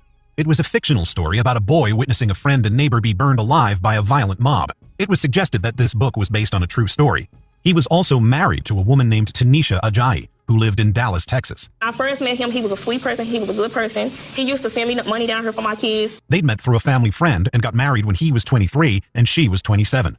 They'd never lived together, and she hadn't spoken to him in years. I just stopped talking to him because that was like free for my life. The stuff that he was doing, it was changing my life. According to Tanisha, AJ had lost his temper when she refused to come to Utah to live with him and threatened to kill her if she wouldn't. Because he threatened me, and I have kids to live for. He got aggressive, and he was saying that he was going to kidnap me. I just left him alone. She said he once tried to tie her up with a phone cord, and she had to jump through a window to escape. I was trying to get out the window. We was at his friend's house, and he closed the window down, and I jumped through the window, and he had a butcher knife. He was trying to stab me with the knife. I was trying to grab the knife out of his hand because he was trying to stab me in my hand, but I had to try to grab the knife out of his hand, and it couldn't. I had all these cuts. AJ refused to sign divorce papers, and as a result, they remained married. This wasn't the only violent blip in AJ's past. Though he had no convictions on his record, he'd been investigated for a sex offense in 2014 and again in March 2018, just over a year before Mackenzie's disappearance. when he was accused of sexually assaulting a woman he met on a dating app. This is the back door leading down to the basement, where a contractor says the suspect asked him to build a soundproof room, complete with a secret door, hooks on the concrete wall, and also a fingerprint lock. Investigations into Mackenzie's phone show. Brian Wolf could only sit and watch as police announced the end of the search for Mackenzie Lewick. Holy crap. All week on the news, he kept seeing pictures of a house that he was just inside a couple months ago. Now he sees the mugshot of the man he met inside. I've never ever had anybody ask me anything like this. 100% that man that they arrested is the man I met. Guaranteed. I'm shaking right now. My heart's pounding. I'm almost about to cry. It's scary. I feel sorry for that girl. He says murder suspect Ayoola Ajayi He just said to put his name down as AJ. wanted him to build a secret soundproof room in the basement right here with a thumbprint lock and hooks hanging from the walls. Just said that his girlfriend was coming into town and needed to get it done before she got there because she was a Mormon girl. She didn't know he drank, so he wanted to hide her alcohol from her. And I was like, well, why do you need it to be soundproof? I told a lot of people that I thought something weird was going on over there, and it turns out there obviously was. He was adamant about getting it done really fast, and money was no object, and he needed to get it done before his girlfriend came into town. He says he still isn't sure what AJ actually wanted the room for. I could totally do it, but I never would have done it. There's no way. But whatever it was, he refused to be a part of it. I just had a gut feeling that the room he wanted built wasn't appropriate for anything. It wasn't something where somebody would want to be in that room alone with him. And even my nephew, when we got out to the truck, we both looked at each other and was like, that was weird, right? And he was like, yeah, that was hella weird. We're not doing this job, right? And I was like, hell no. AJ's history only heightened suspicion, and further searches of his property uncovered damning evidence. The police found clothing with bleach and bloodstains on it, as well as a bloodied shower curtain. AJ was already under arrest for her murder. They still had to find her body. And once again, it would be AJ's phone records that proved the key, placing him at Logan Canyon on June 25th. A scenic location popular with hikers, climbers, and skiers, it was an hour and 20 minutes drive from Salt Lake City, and remote enough that it registered as a likely place for AJ to have disposed of Mackenzie's remains. On July 2nd, the investigators began a search of this area. It was on July 3rd, just after midday, that they made a breakthrough, the horrifying discovery of human remains. It was Mackenzie's body, just as they'd feared. She was buried in a shallow grave covered with some brush. Her hands had been zip-tied behind her back, and her body was partially burned. There was blunt force trauma to the head, and her killer had made an attempt to bury her body, but not well enough. Finally, on July 10th, Ayoola was formally charged with aggravated murder, aggravated kidnapping, obstructing justice, and desecration of a human body. What he'd done to— Oh, damn. My bad, y'all. June 20th, 2019. As tall, just over a year as he would leave. Your own free. He said that he rented. We at? Knew that there was something wrong with it. So they interviewed AJ. So does AJ's Kia. Only now, Block and hooks. Both awful and awfully Mackenzie. Eventually giving it to a woman who later recognized AJ on the news as the man who'd given it to her. His digital footprint had caught up with him, and he'd have to face the consequences. During the search of his electronic devices, the police had allegedly discovered pornographic imagery of minors. Salt Lake County District Attorney Sim Gill says 31-year-old Ayoola Ajayi sexually assaulted another woman in March of 2018. A court document states Ajayi invited the woman over for dinner. After the two ate while watching TV, the woman alleges Ajayi sexually assaulted her, causing significant pain. He was charged with 19 counts of sexual exploitation of a minor, but these charges were later dropped. On October 7th, 2020, AJ pleaded guilty to first-degree aggravated murder and third-degree desecration of a human body. Are you entering your guilty pleas today of your own free will and choice? In exchange, the prosecutors took the death penalty off the table. He was instead sentenced to life in prison without possibility of parole. He was also charged with the 2018 kidnapping and assault of the woman he'd met on Tinder, who'd come forward when his name was released in the news in connection with Mackenzie's death.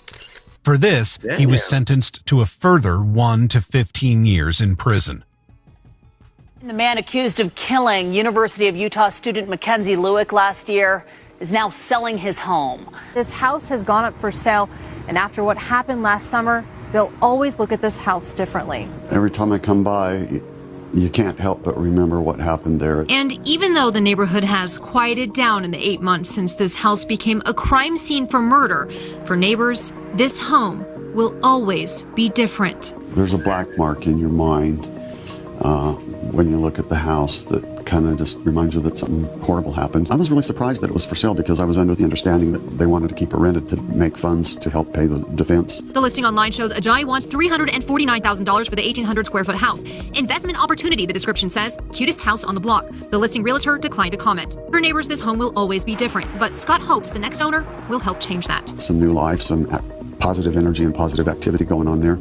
That would make, a change. I did talk with the man who is currently renting the home. He said that he rented it from someone who's managing the property for Ayoola Ajayi. He did say that they disclosed to him what had happened there before he rented the home. What happened was awful. I mean, it's a terrible case. I chose to not look at police reports, even though they said I could look at them if I wanted to. But it was hard to miss today's news. Mr. Ajayi burned Ms. Lewick's body, her clothing, and her belongings in an attempt to dispose of evidence of her murder. Why Kenzie? What did she do to deserve this? Why burn half of her body? I think we're all still in extreme shock. Even right now, I feel like I can call her and text her and she'll answer. I mean, we didn't get to say goodbye to our friend. This person stole our friend from us. So I don't know if we'll ever have closures. Mackenzie's father, Greg, said, "My daughter, Mackenzie Lewick, was a sweet, amazing young lady with the world ahead of her. She was a kind-hearted person that cared about others. Now I will not have the opportunity to see her blossom in life." The prosecutor said this was murder for murder's sake, that Ayoola Ajayi had only wanted to know what it felt like to kill someone. My life has been changed due to the selfish, premeditated decision you made on June 17, 2019. Instead of planning my daughter's graduation studies, I planned her memorial. Breaks my heart knowing that she died alone in such a scary place. Tragically, she won't be among the graduates next spring. This feels like a nightmare that I can't wake up from, but unfortunately, it's reality. Today, he remains in prison, and the Lewicks will never forget the bright daughter they lost. What do you think about this chill? That was crazy. Cuz was out here straight menace to everything. God darn. Wow. You know what? I had another one of them top 10s though that I thought, yeah, that Tinder thing. Woo wee.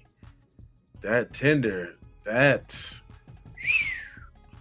Cuz was out here on BS. Like he was just he sucked. He was a terrible human being, man. That dude was just, I don't know what they was teaching him over there before he came over here. But he can take that back over there. Well, he done now, but Cuz came over here with something else going on. Listen, I got these top 10 killers, right? I wanted to see top 10 teen killers who shocked America. This is a real quick tidbit, you know what I'm saying, on the quick side of the game before we get into the next joint. I just wanted to see what's up with this real quick on some real quickity quick. You know what I'm saying? Ordinary teenagers. 10 teen killers who shocked America. They looked like ordinary teenagers, but each of them committed crimes so shocking that they made national headlines, changed lives forever, and in some cases, changed the American justice system itself. Okay. Today, we're counting down 10 teenage killers whose crimes stunned the nation. Number 10, Eric Smith. In August 1993, 13-year-old Eric Smith lured 4-year-old Derek Roby into a wooded area near Steuben County, New York. The child was later found dead after suffering a brutal attack. Investigators quickly focused on Smith after witnesses reported seeing him with Derek shortly before the disappearance. During the investigation, Smith admitted responsibility. His trial attracted nationwide attention because of his young age and disturbing behavior in court. In 1994, he was convicted of second-degree murder and sentenced to 9 years to life in prison. After spending nearly 3 decades behind bars and being denied parole numerous times, Smith was released in 2022 under strict supervision. His case remains one of America's most infamous examples of violent crime committed by a young teenager. Number 9, Lionel Tate.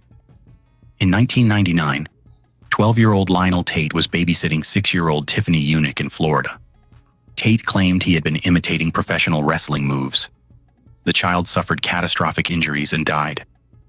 Medical experts testified that the injuries were too severe to have been caused by an accident. At age 12, Tate became one of the youngest people in modern American history, sentenced to life in prison without parole. The sentence sparked national debate over whether children should receive adult punishments. His conviction was later overturned, and after legal proceedings, he accepted a plea agreement, serving additional time before his release. However, he would later be convicted of armed robbery and sentenced to 30 years in prison. His case remains a landmark in juvenile justice. A whole second lease on life and do it again? God. Discussions. Number 8. Brenda Spencer. On January 29th, 1979, 16-year-old Brenda Spencer opened fire from her home across the street from Cleveland Elementary School in San Diego, California. The attack killed the school's principal and a custodian and wounded several children and a police officer. Wow. When asked why she did it, Spencer reportedly replied, "I don't like Mondays." The phrase became infamous and inspired songs, documentaries, and decades of media coverage. She pleaded guilty to murder and assault charges and remains incarcerated. Her crime was one of the earliest, widely publicized school shootings in American history. Number 7. Michael Carneal. In December 1997, 14-year-old Michael Carneal brought firearms to Heath High School in West Paducah, Kentucky. He opened fire on a student prayer group before being subdued by classmates. 3 students were killed and several others were injured. Carneal pleaded guilty but mentally ill to murder and attempted murder charges. The case became part of a growing national conversation about school safety, mental health, and youth violence during the late 1990s. Number 6. Barry Lukatis. Just months before the Heath High School shooting, another tragedy unfolded in Moses Lake, Washington. 14-year-old Barry Lukatis entered Frontier Middle School carrying multiple firearms. He killed a teacher and 2 students before being subdued by a teacher who distracted him long enough for others to intervene. His attack shocked educators across the country and highlighted the growing concern over violence in schools. Lukatis received a lengthy prison sentence, though his sentence was later modified following changes in juvenile sentencing law. Number 5. Kip Kinkle. In May 1998, 15-year-old Kip Kinkle murdered both of his parents at their Oregon home. Damn. The following morning, he went to Thurston High School, carrying several firearms. 2 students were killed and more than 20 others were injured before classmates tackled him and ended the attack. The shooting became one of the defining school violence cases of the late 1990s. Kinkle was sentenced to more than 100 years in prison without the possibility of parole under Oregon law. Number 4. Sean Sellers. Sean Sellers was 16 years old when he murdered a convenience store clerk in Oklahoma. He later killed both of his parents. Sellers claimed he had been influenced by occult beliefs, though prosecutors argued he was fully responsible for his actions. He was convicted and sentenced to death. In 1999, Sellers was executed, becoming one of the last people in the United States executed for crimes committed while under the age of 18 before the Supreme Court later prohibited that practice. His case continues to be discussed whenever juvenile capital punishment is examined. Number 3. Mackenzie Shirilla. In July 2022, 17-year-old Mackenzie Shirilla deliberately drove a vehicle at extremely high speed into a commercial building in Strongsville, Ohio. The crash killed her boyfriend, Dominic Russo, and another passenger, Davian Flanagan. Prosecutors argued the collision was intentional, while the defense maintained it was a tragic accident. Following a bench trial, Shirilla was convicted of murder in 2023 and sentenced to prison. The case generated enormous online attention due to dashboard data, surveillance footage, and debates surrounding intent. Number 2. Alyssa Bustamante. In October 2009, 15-year-old Alyssa Bustamante murdered. That's a hell of a name, though. If somebody said that name, you would think they was bullshitting. You would think they was playing. Little Bustamante. 9-year-old Elizabeth Olton in rural Missouri. Investigators discovered disturbing journal entries and online activity that became major evidence during the investigation. Bustamante later pleaded guilty to second-degree murder and armed criminal action. She received a lengthy prison sentence. The case remains one of the most widely discussed juvenile murder cases in American history because of the victim's age and the extensive national media coverage. Number 1. The Slender Man stabbing.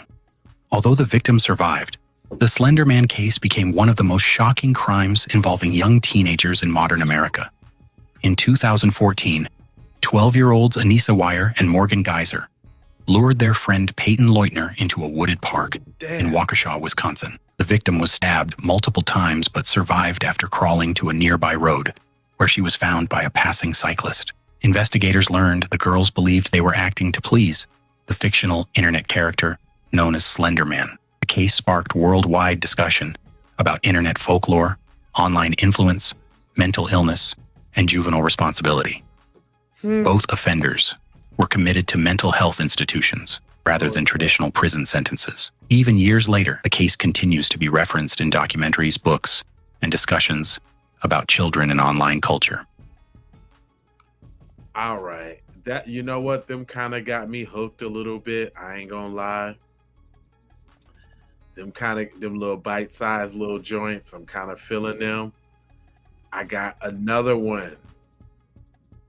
The top 10 siblings who killed together. Let's go. Hold on. Bond turn. Volume. We're taught that the bond between siblings is unbreakable. But what happens when that bond turns lethal? These are 10 chilling cases where teenage siblings didn't just share a bedroom, they would commit murder together. In 2015, 18-year-old Robert and 16-year-old Michael Bever acted out a meticulous mass murder plot, Bever Family Murders. Armed with body armor and tactical knives, the brothers systematically killed 5 family members in their home.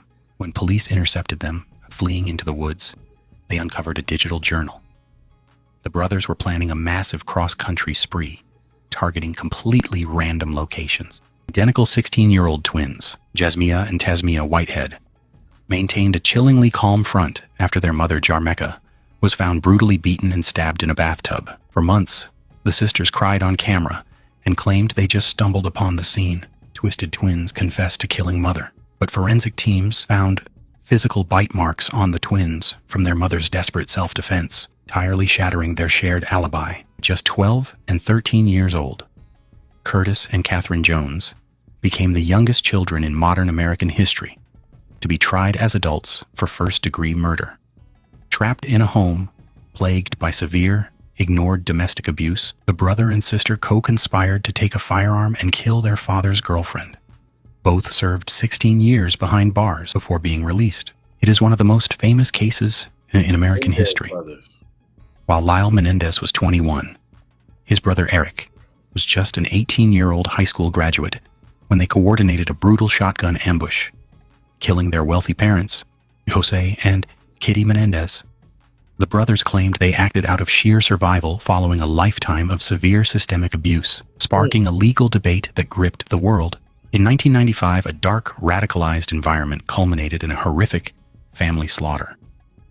Heavily influenced by neo-Nazi skinhead ideology, 17-year-old Brian Freeman and his 16-year-old brother David formed a toxic alliance. Armed with clubs and knives, the teenage brothers launched a coordinated ambush inside their own home, brutally murdering their mother, father, and 11-year-old younger brother. The sibling duo fled the state together before being captured, resulting in both minors receiving life sentences. In August of 1980, an escape to a local nature spot turned deadly for teenage brothers David and Sammy Maldonado, ages 16 and 14. While in the park, a violent confrontation erupted between the brothers and another teenager. Acting in absolute lockstep to attack the victim, David jumped onto the teenager's back and stabbed him twice, while Sammy engaged in the physical struggle. Both teenage brothers were convicted of felony murder under co-conspiracy laws, sparking decades of landmark Supreme Court appeals over juvenile sentencing. In 2003, a horrific act of violence unfolded over a botched drug deal. Enraged after being sold fake methamphetamine that turned out to be salt, 19-year-old Bo Miestas and his 16-year-old sister Monique armed themselves with butcher knives and drove back to the dealer's trailer. Finding only the dealer's young children home, Monique used a cruel ruse, falsely telling the kids their mother was hurt to get them to open the door. The siblings then unleashed a brutal attack, murdering 3-year-old Christiana Cowan and leaving her 10-year-old sister permanently paralyzed. In a case that shocked Ireland, 19-year-old Linda Mulhall and her 21-year-old sister Charlotte acted together during a violent, alcohol-fueled confrontation. The sisters attacked, killed, and completely dismembered their mother's partner, Ferris Wangwahi, before dumping his remains in Dublin's Royal Canal. The media permanently dubbed them the Scissor Sisters. In June of 2000, a financial scam escalated into a cold-blooded execution. After duping 22-year-old Oscar Velasquez into giving them $1,000, 17-year-old Regina and her 16-year-old sister Margaret DeFrancisco realized he wanted his money back. The teenage sisters lured him to their home, leading him down the basement stairs, where they had pre-laid a plastic tarp. Margaret followed behind with a semi-automatic pistol, shooting him in the back of the head. They robbed his body, loaded it into a car trunk, and set it on fire in a vacant lot. In 2001, a shocking act of patricide completely stunned the nation. What? Driven by harsh discipline and the toxic manipulation of an outside adult, 13-year-old Derek and 12-year-old Alex King conspired together. The young brothers bludgeoned their sleeping father, Terry King, to death with an aluminum baseball bat before deliberately torching their home to destroy the evidence. They became some of the youngest children in the state ever to face adult first-degree murder charges. Damn. We're taught that the bond between siblings is unbreakable. Hey, but what happens when that bond... These right here is top tier. I don't know about y'all, but I done ran up on the nice little quick little dose of the crime, like little quick little hits, like pow, pow, pow, pow. Good crime. I'm gonna keep that rolling because there was another one. Hold on, let me fix my mouse now. I done dropped my damn mouse. All right, here we go. Yeah, these is top tier right here.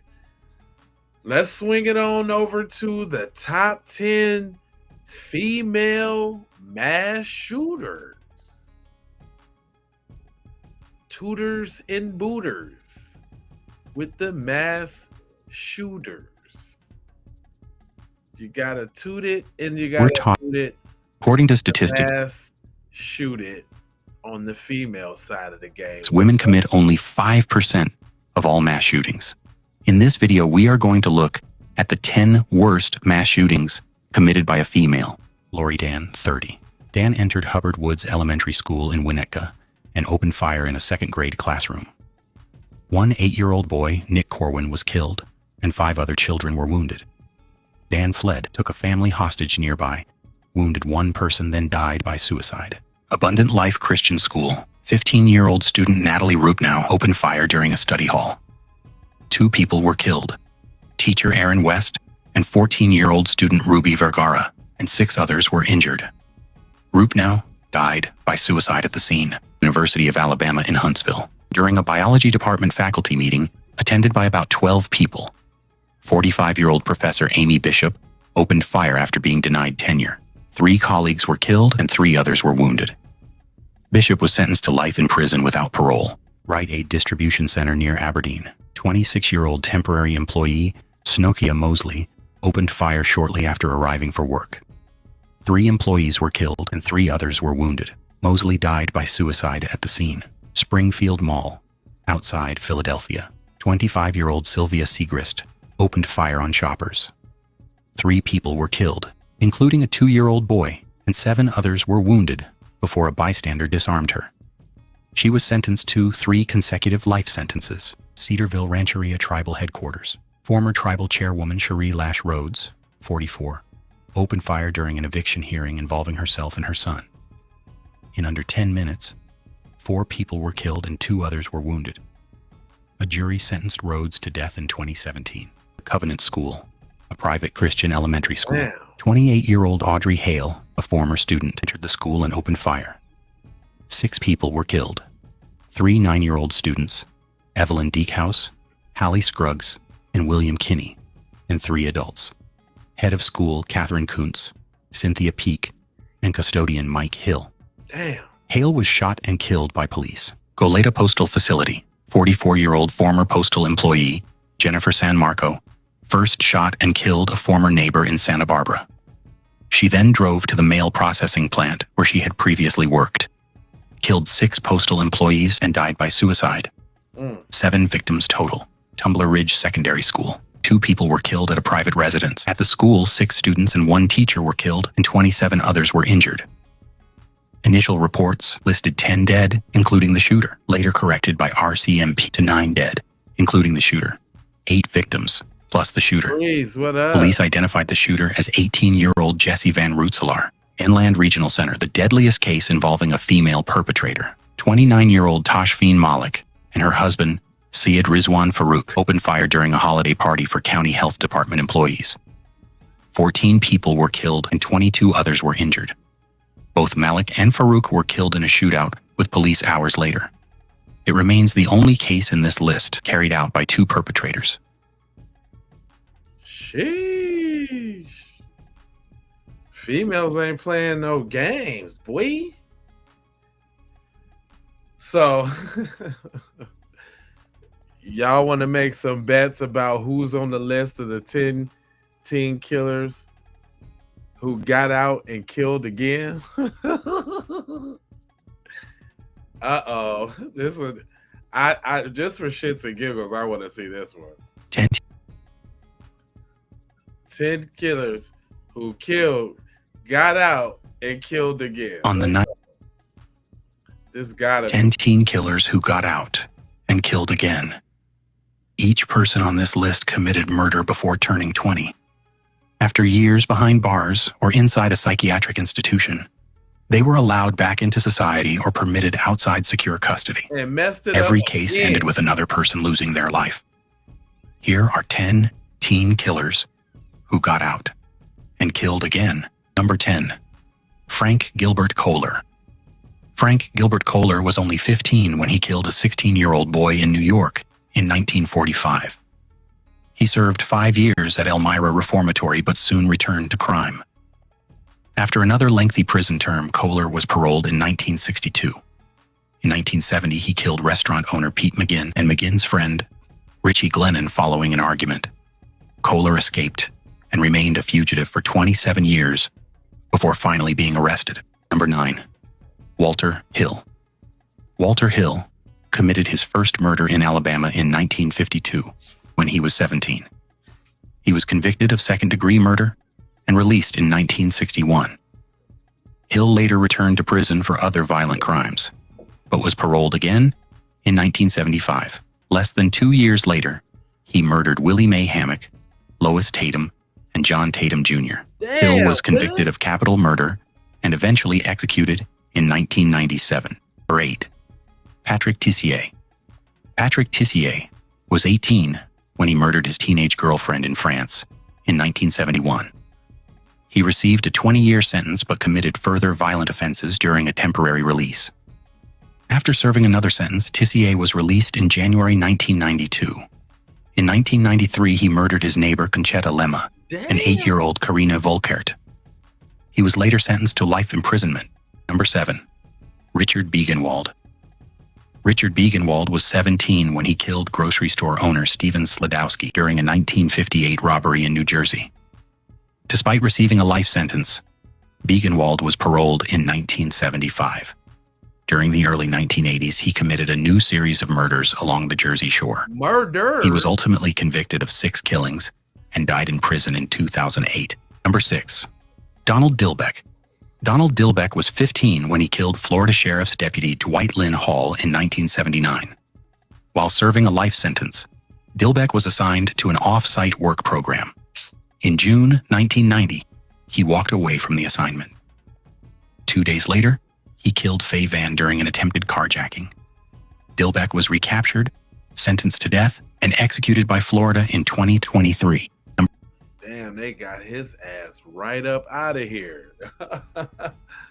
That's 2 of them they got up out of here. They had to get him and Willie ass right on up out of here. Number 5, John Rodney McRae. John Rodney McRae was 15 when he was convicted of murdering 8-year-old Joseph Housey in Michigan. After 21 years in prison, his sentence was commuted, and he was paroled in February 1972. In 1987, 15-year-old Randy Lawford disappeared after visiting McRae's property. Lawford's remains were later found nearby, and McRae was convicted of his murder. Number 4. Now, let me ask y'all a question real quick, because I'm seeing a pattern here, and what I'm saying is is like once you get that itch, for kill, for murder, it's like you gotta do it again. Is that? I mean, I wonder what the recidivism rate of murderers is like. If, because then look, you gotta go through. Man, these folks is going through 21 plus years. It's funny how you get a life sentence, but still somehow get out. That's crazy in itself. But it's like once you get that itch for that itch, you're gonna have to get that itch again. Let me see what this little scumbag did. Anthony Kirkland. Anthony Kirkland.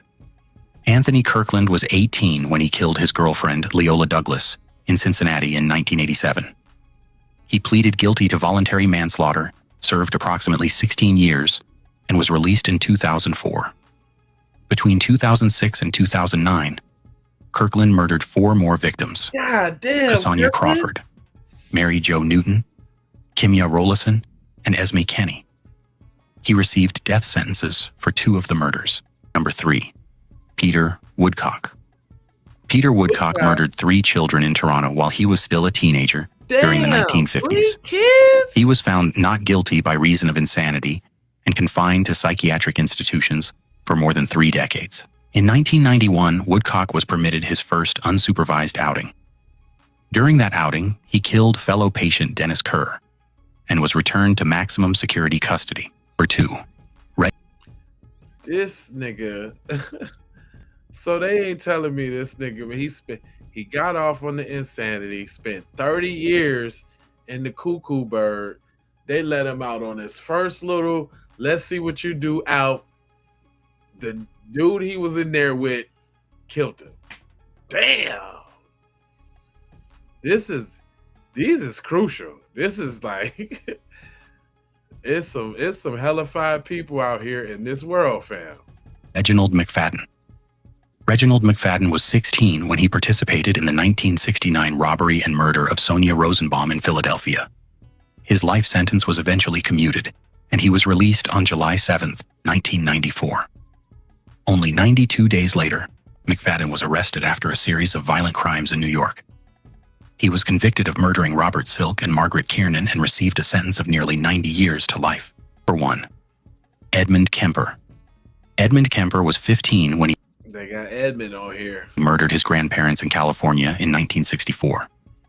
He was committed to a psychiatric hospital, but was released on parole when he was 21 after doctors concluded that he no longer presented a serious danger. Yeah, right. Between 1972 and 1973, Kemper murdered 8 more people around God, I forgot about that. He whacked 8 more people. Santa Cruz. He eventually surrendered to police and received 8 life sentences. You can't even do 8 life sentences. You can only just do 1. That is so unfair when people kill all them people. Like you know, ain't that a conundrum though? Ain't that a conundrum? You know, unfortunately, 8 people, died, and I'm sure that all the families are looking for justice. Do you think all the families feel like they get justice if he killed more than 1 people? Does that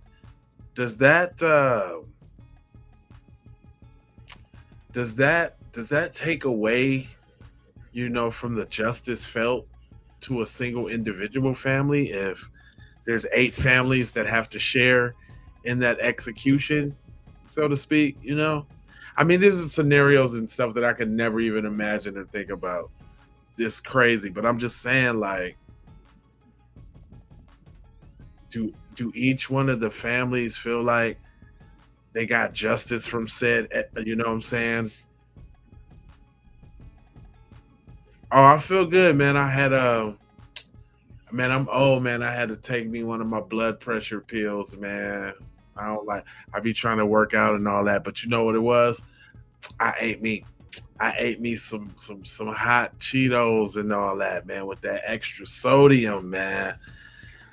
I can't be eating these little young folks, little chips and dips, man. It made my blood pressure go up. But yeah, Took me a little pill, man, and got me something to eat. So I'm straight. I appreciate you looking out. But I'm just saying, man, like, you know, the 8 families have to split the execution up 8 ways. Like, you know? Yeah, we getting old, bro. We getting old, fam.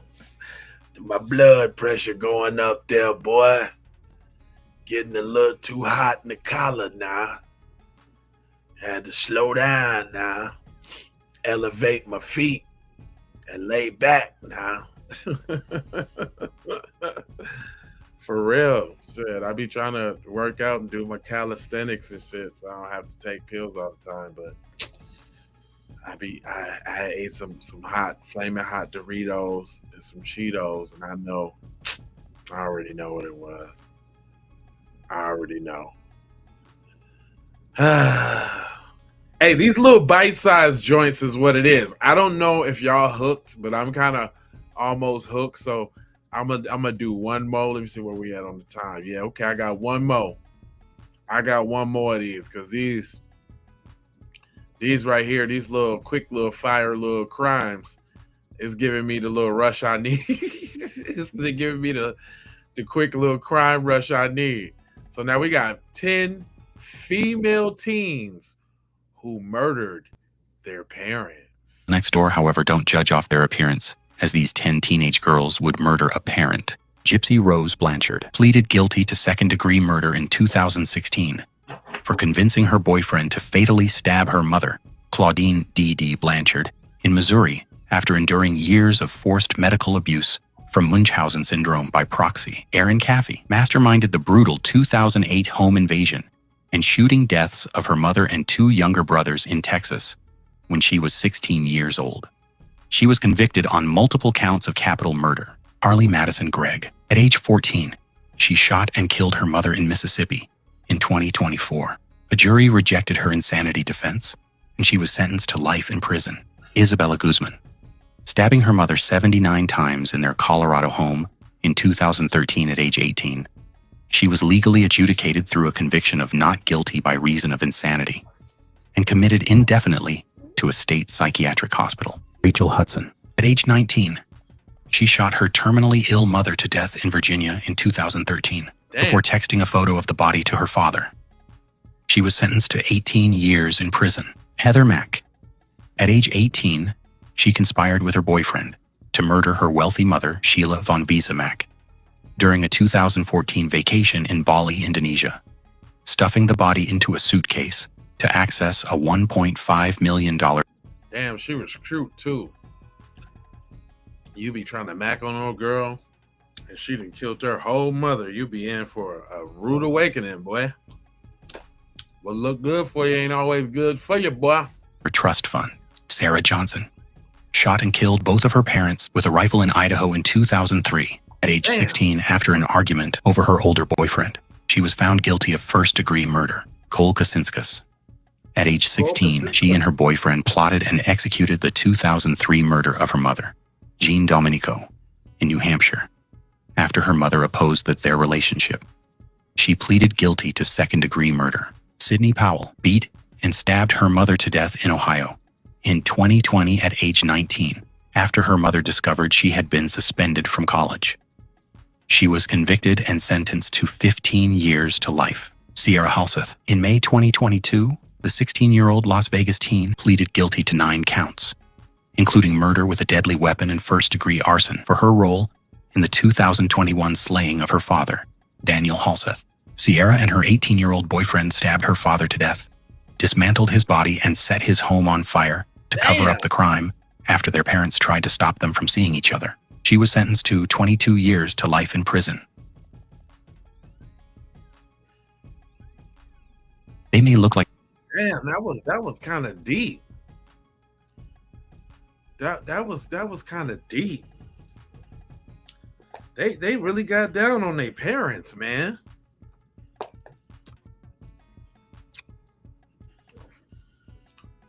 You can't forget the girls be out here getting it in too. Man. It's real out here in the field, man. Well, I had seen one about the truckers. Because I always thought like the truckers be the serial killers and all of that, man. The truckers be out here on the low, going around the state to state. I thought this one was actually just kind of creepy in itself, though, because you know what I'm saying, what better job could you get to move around all the time than a trucker, especially if you're good at what you do. Let's go. But for some, it represents the ultimate hunting ground. In 2009, the FBI launched the Highway Serial Killings Initiative after noticing a terrifying pattern.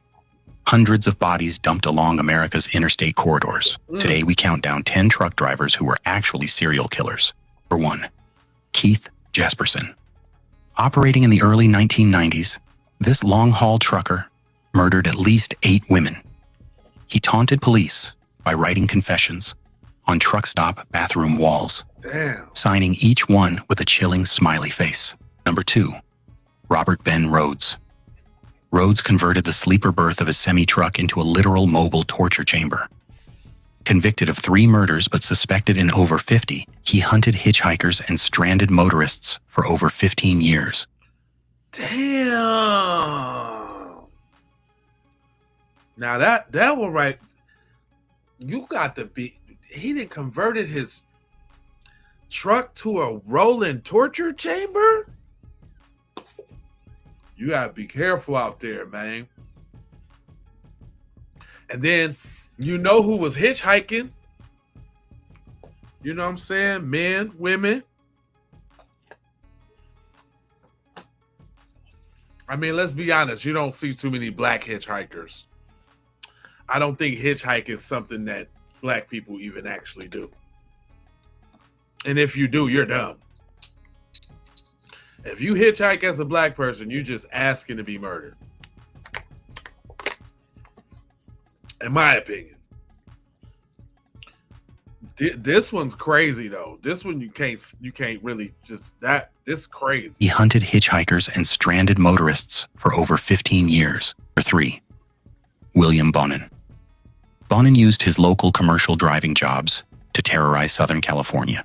Damn. He utilized the sprawling freeway network to transport and dump his victims, leading to 14 convictions before his 1996 execution. 14? Number 4, Bruce Mendenhall. Arrested at a Nashville truck stop in 2007, Mendenhall's run ended when an observant detective spotted blood inside his cab. He was convicted of 3 murders, but police suspect him in several multi-state highway cold cases. Number 5, Adam Leroy Lane. Lane didn't hunt at truck stops. Instead, he parked his massive rig near quiet suburbs, directly off highway exits. Armed with knives, he entered homes to attack victims while they slept before a victim's father subdued him in 2007. Number 6, Delmas Colvin. Operating through the 80s and 90s, this Ohio trucker exploited the transient nature of truck stop corridors. Convicted of 5 murders, Colvin later confessed from prison to killing over 50 women, frequently hiding them in remote trucking yards. Number 7. Dang. Killing the lot lizards. Dang, bro. You ain't supposed to kill the lot lizards. God. Peter Sutcliffe. This British killer proved the trend was global. Sutcliffe murdered 13 women in the late 1970s while working as a lorry driver, using his official mandatory company delivery logs to provide flawless alibis to investigators. Number 8, Wayne Adam Ford. In 1998, this long-haul driver walked directly into a sheriff's station to confess. Overwhelmed. Now, he looked like he get out like that. He looked exactly like he gets all the way down exactly like that. By guilt, Ford had a piece of physical evidence from his final victim right in his pocket. He was convicted of 4 murders.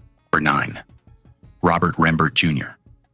Rembert utilized both a past career as a regional bus driver and a long-haul truck driving gig in Ohio to mask his movements.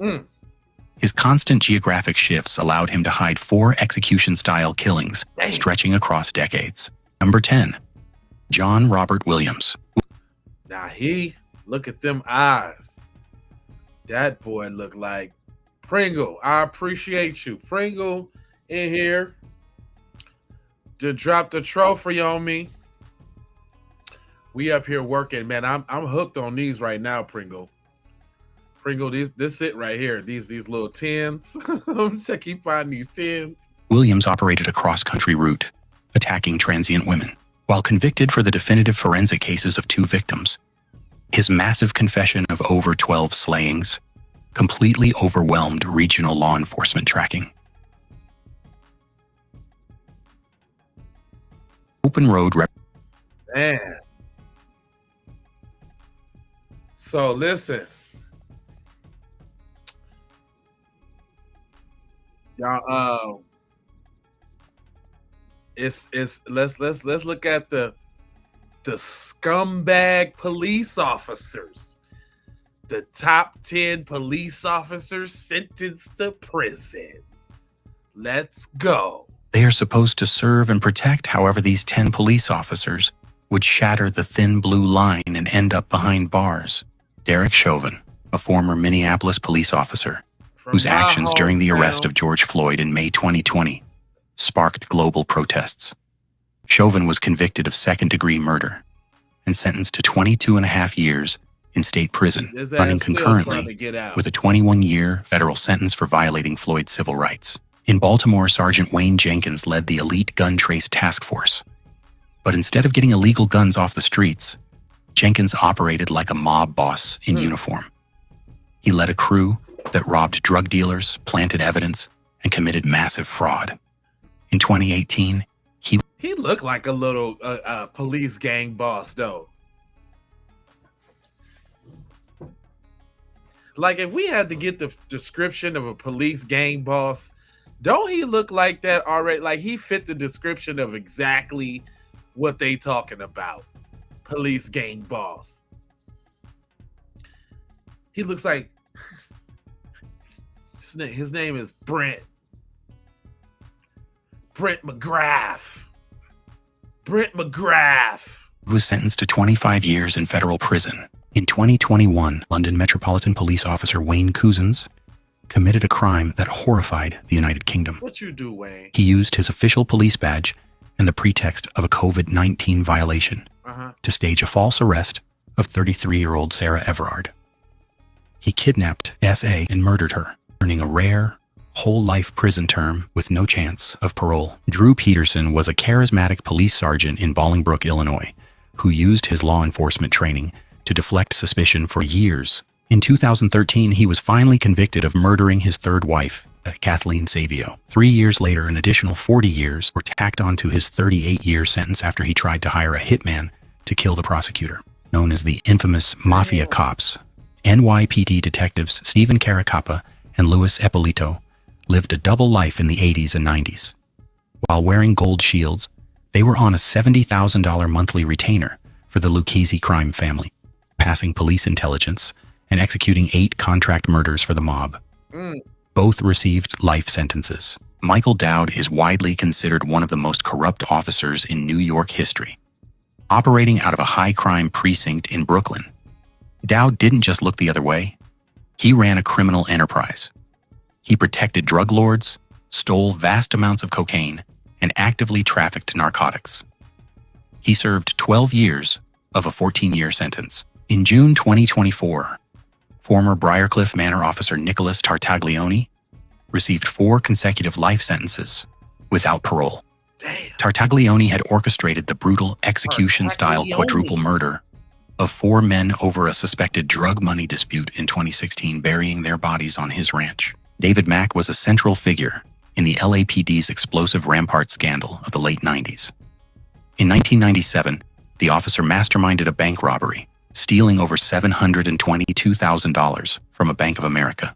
Damn. Mack, who had deep ties to the Blood Street Gang, served over 14 years in federal prison. Chicago Police Commander John Burge led a brutal systemic torture ring between 1972 and 1991. He and his detectives used electric shock devices and mock executions to force false confessions from over 100 black suspects. Though the statute of limitations on torture had expired, he was sentenced to federal prison in 2010 for perjury. Perhaps the most terrifying figure on this list is Gerard John Schaefer. In the early 1970s, he used his position as a Florida sheriff's deputy to pull over, kidnap, and murder young women. Damn. While convicted of 2 murders and sentenced to life, investigators tied him to up to 30 disappearances. Damn. His story ended when he was killed by a fellow inmate. 30? The dirty 30? Sheesh. God. Damn, the police officers was out here all out. Wow. So we did the truckers. They was mostly males, right? What about the female serial killers, though? Huh? Because females is killers, too. Known as the Blood Countess, Hungarian noblewoman Elizabeth Bathory was accused of torturing and killing dozens of young servant girls at her castle. Local legend later claimed she bathed in her victims' blood to preserve her youth. Historians debate how much of that is myth versus manipulation by her political rivals. What's undisputed? She was placed under house arrest for the rest of her life after an investigation into the deaths. Marianne Cotton is believed to have poisoned as many as 21 people, including 3 husbands, a lover, and most of her own children, using arsenic, likely for insurance payouts. She was finally caught when a surviving stepson's death raised suspicion. She was hanged in 1873, becoming one of Britain's first documented serial killers. A trained nurse, Amelia Dyer, ran a baby farming scheme, taking payment to care for unwanted infants, then killing them. She's suspected of murdering as many as 400 babies over 2 decades. She was caught after a baby's body, wrapped in paper bearing her address, was pulled from the Thames. Belle Gunness lured suitors to her Indiana farm through Lonely Hearts newspaper ads, then killed them for their money, Crazy as along with 2 husbands and several of her own children. Investigators eventually found the remains of over a dozen victims buried on her property. Gunness herself vanished after a suspicious fire and was never definitively found again. Nicknamed the Giggling Granny for her cheerful demeanor during confession, Nanny Doss poisoned 4 husbands, her mother, sisters, a grandson, and a nephew with arsenic, around 11 victims in total. Damn! She later said she was searching for the perfect romance novel love story and kept eliminating husbands who fell short. Dorothea Puente ran a boarding house in Sacramento for elderly and disabled tenants, cashing their government checks even after killing them. Police discovered multiple bodies buried in her yard in 1988. She was convicted of 3 murders, though she was suspected in several more. Aileen Wuornos killed 7 men along Florida highways in the late 1980s and early 90s, shooting them and taking their cars and belongings. Her case became infamous. She claimed self-defense, framing the killings as retaliation against clients who assaulted her. She was executed in 2002, and her story later inspired the film Monster. A pediatric nurse, Janine Jones, is believed to have injected dozens of infants and children in her care with lethal drugs, possibly to create medical emergencies she could then heroically respond to. Estimates of her victim count range from a dozen to over 60. She remains in prison today. Judy Buenawano. That one's scary. The old nice little lady at the hospital. Come on. We already know the one lady which that's just got off for breaking the little kid's bones. God, man, this was that one's a crazy one right here. You think you in the hospital chilling, you done messed around and got a fentanyl shot. And then she coming with the Narcan like she'd have saved you. Now you hooked on fent now. Dang. Count range from a dozen to over 60. She remains in prison today. Judy Buenawano poisoned her husband and drowned her disabled son for insurance money. Dang. And was linked to the death of a fiancé in a car bombing. Nicknamed the Black Widow, she was executed in Florida's Electric Not the son. You did the son, shorty. God, that's rough right there. And was linked to the death of a fiancé in a car bombing. Nicknamed the Black Widow, she was executed in Florida's electric chair in 1998. Known as La Mataviejitas, the little old lady killer, former wrestler Juana Barraza is believed to have strangled dozens of elderly women in Mexico City, gaining entry by posing as a social worker or nurse. She was convicted in 2008 and sentenced to over 700 years in prison. Wait a minute. You posing as the social worker or the nurse to come to help the little ladies, and you done choked them out? Damn.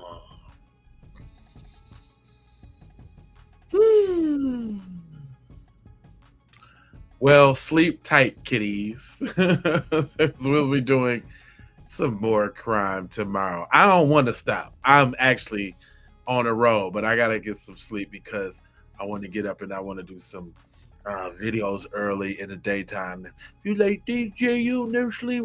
You'll never stream early. Stream early sometime. So I want to stream early tomorrow. That doesn't mean we're not gonna do some crime, because we're gonna do some crime. But I want to get together, a little earlier tomorrow. Okay, guys? But I appreciate everybody stopping through. Make sure that you hit the like button. Make sure you subscribe, okay? And since all y'all here real quick, check this out. When you come back next time, we got 2 streams running on every channel, right? So you see the little stuff above me and then the chat below me, that's the portrait. We also got the landscape one where you can see it real big and you can see all the people in the chat across all the chats real big. If you're looking at it on a TV or, you want to be interactive, you come on in on the live stream on the landscape. The landscape helps the channel the most because they don't be doing nothing with that. I meet most of y'all on the portrait, so that's why I run it. So I appreciate y'all coming through on the portrait side of the game. But if you want to support the channel, the landscape side of the game. Thank you for everybody that dropped some jewels on me tonight. I appreciate that always. Shout out to my mods for making sure that we have a comfortable environment, greeting everybody new that come in and making sure that everybody's comfortable. I would say we had a great stream tonight. We didn't have nobody in the comment section talking stupid. It was a great vibe tonight. Hope to see we do this again. I don't want to hold you. Oh, you know what? I got some crime t-shirts, y'all. I'm finna y'all want to see what the crime t-shirts look like? I got some crime t-shirts. I was like, man, let me make some late night for the people crime t-shirts. I ain't put them up yet or made them official yet because I wanted to see how y'all do it. I'm sick of kind of making t-shirts that don't nobody like. So I want to make sure y'all at least like them, right? Let me see the t-shirts. Let me just do a little whoop-de-whoop real quick in the background.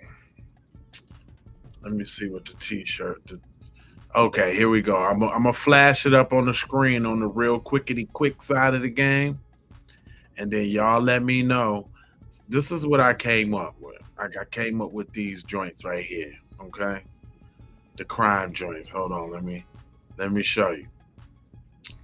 I said one says, "Stay alive, don't get murdered." I think that's real silly, and I like it. Stay alive, don't get murdered. And then hold on, let me blow them up. The other one says case file open, subject redacted, detective, fan name. You know what I'm saying? And then this one says official couch, true crime fan since day one. You know what I'm saying? These just some ideas that I was mowing around, you know what I'm saying?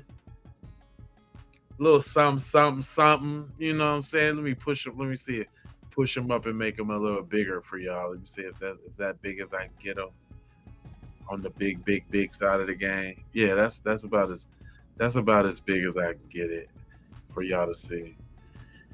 So I'm gonna go ahead and produce those. And okay, all right, Pringle. Listen, I'm gonna produce those tonight. They should probably be up by tomorrow. They'll probably be attached to the J Lava channel. I might just drop it in both stores because every channel got their own store. But I ain't started the J Lava store yet. But Keep It P got a store. Blah blah blah. I'm gonna put it in all stores. That yeah, I thought the Stay Alive. I thought those are kind of. I thought they're kind of cool too. You know, I'm gonna actually produce them so they'll get bigger, so you'll see exactly what they are. But that's just something I was mowing around with, guys. You know what I'm saying? For my late night, you know what I'm saying, crew, on the crew side of the game. You know what I'm talking about? Anyway, I ain't gonna hold you, but I'm a moja, foja, and scold you. And you know I got 4 words for you. I need you to go ahead and subscribe for the vibes, like for the spike in the algorithm, comment your vomit, and share if you care about getting crime everywhere, right? Please do that on the platforms that we are on, Jones. And just to bring it all the way home, I got love, peace, blessings, and aloha out the Doha for sure.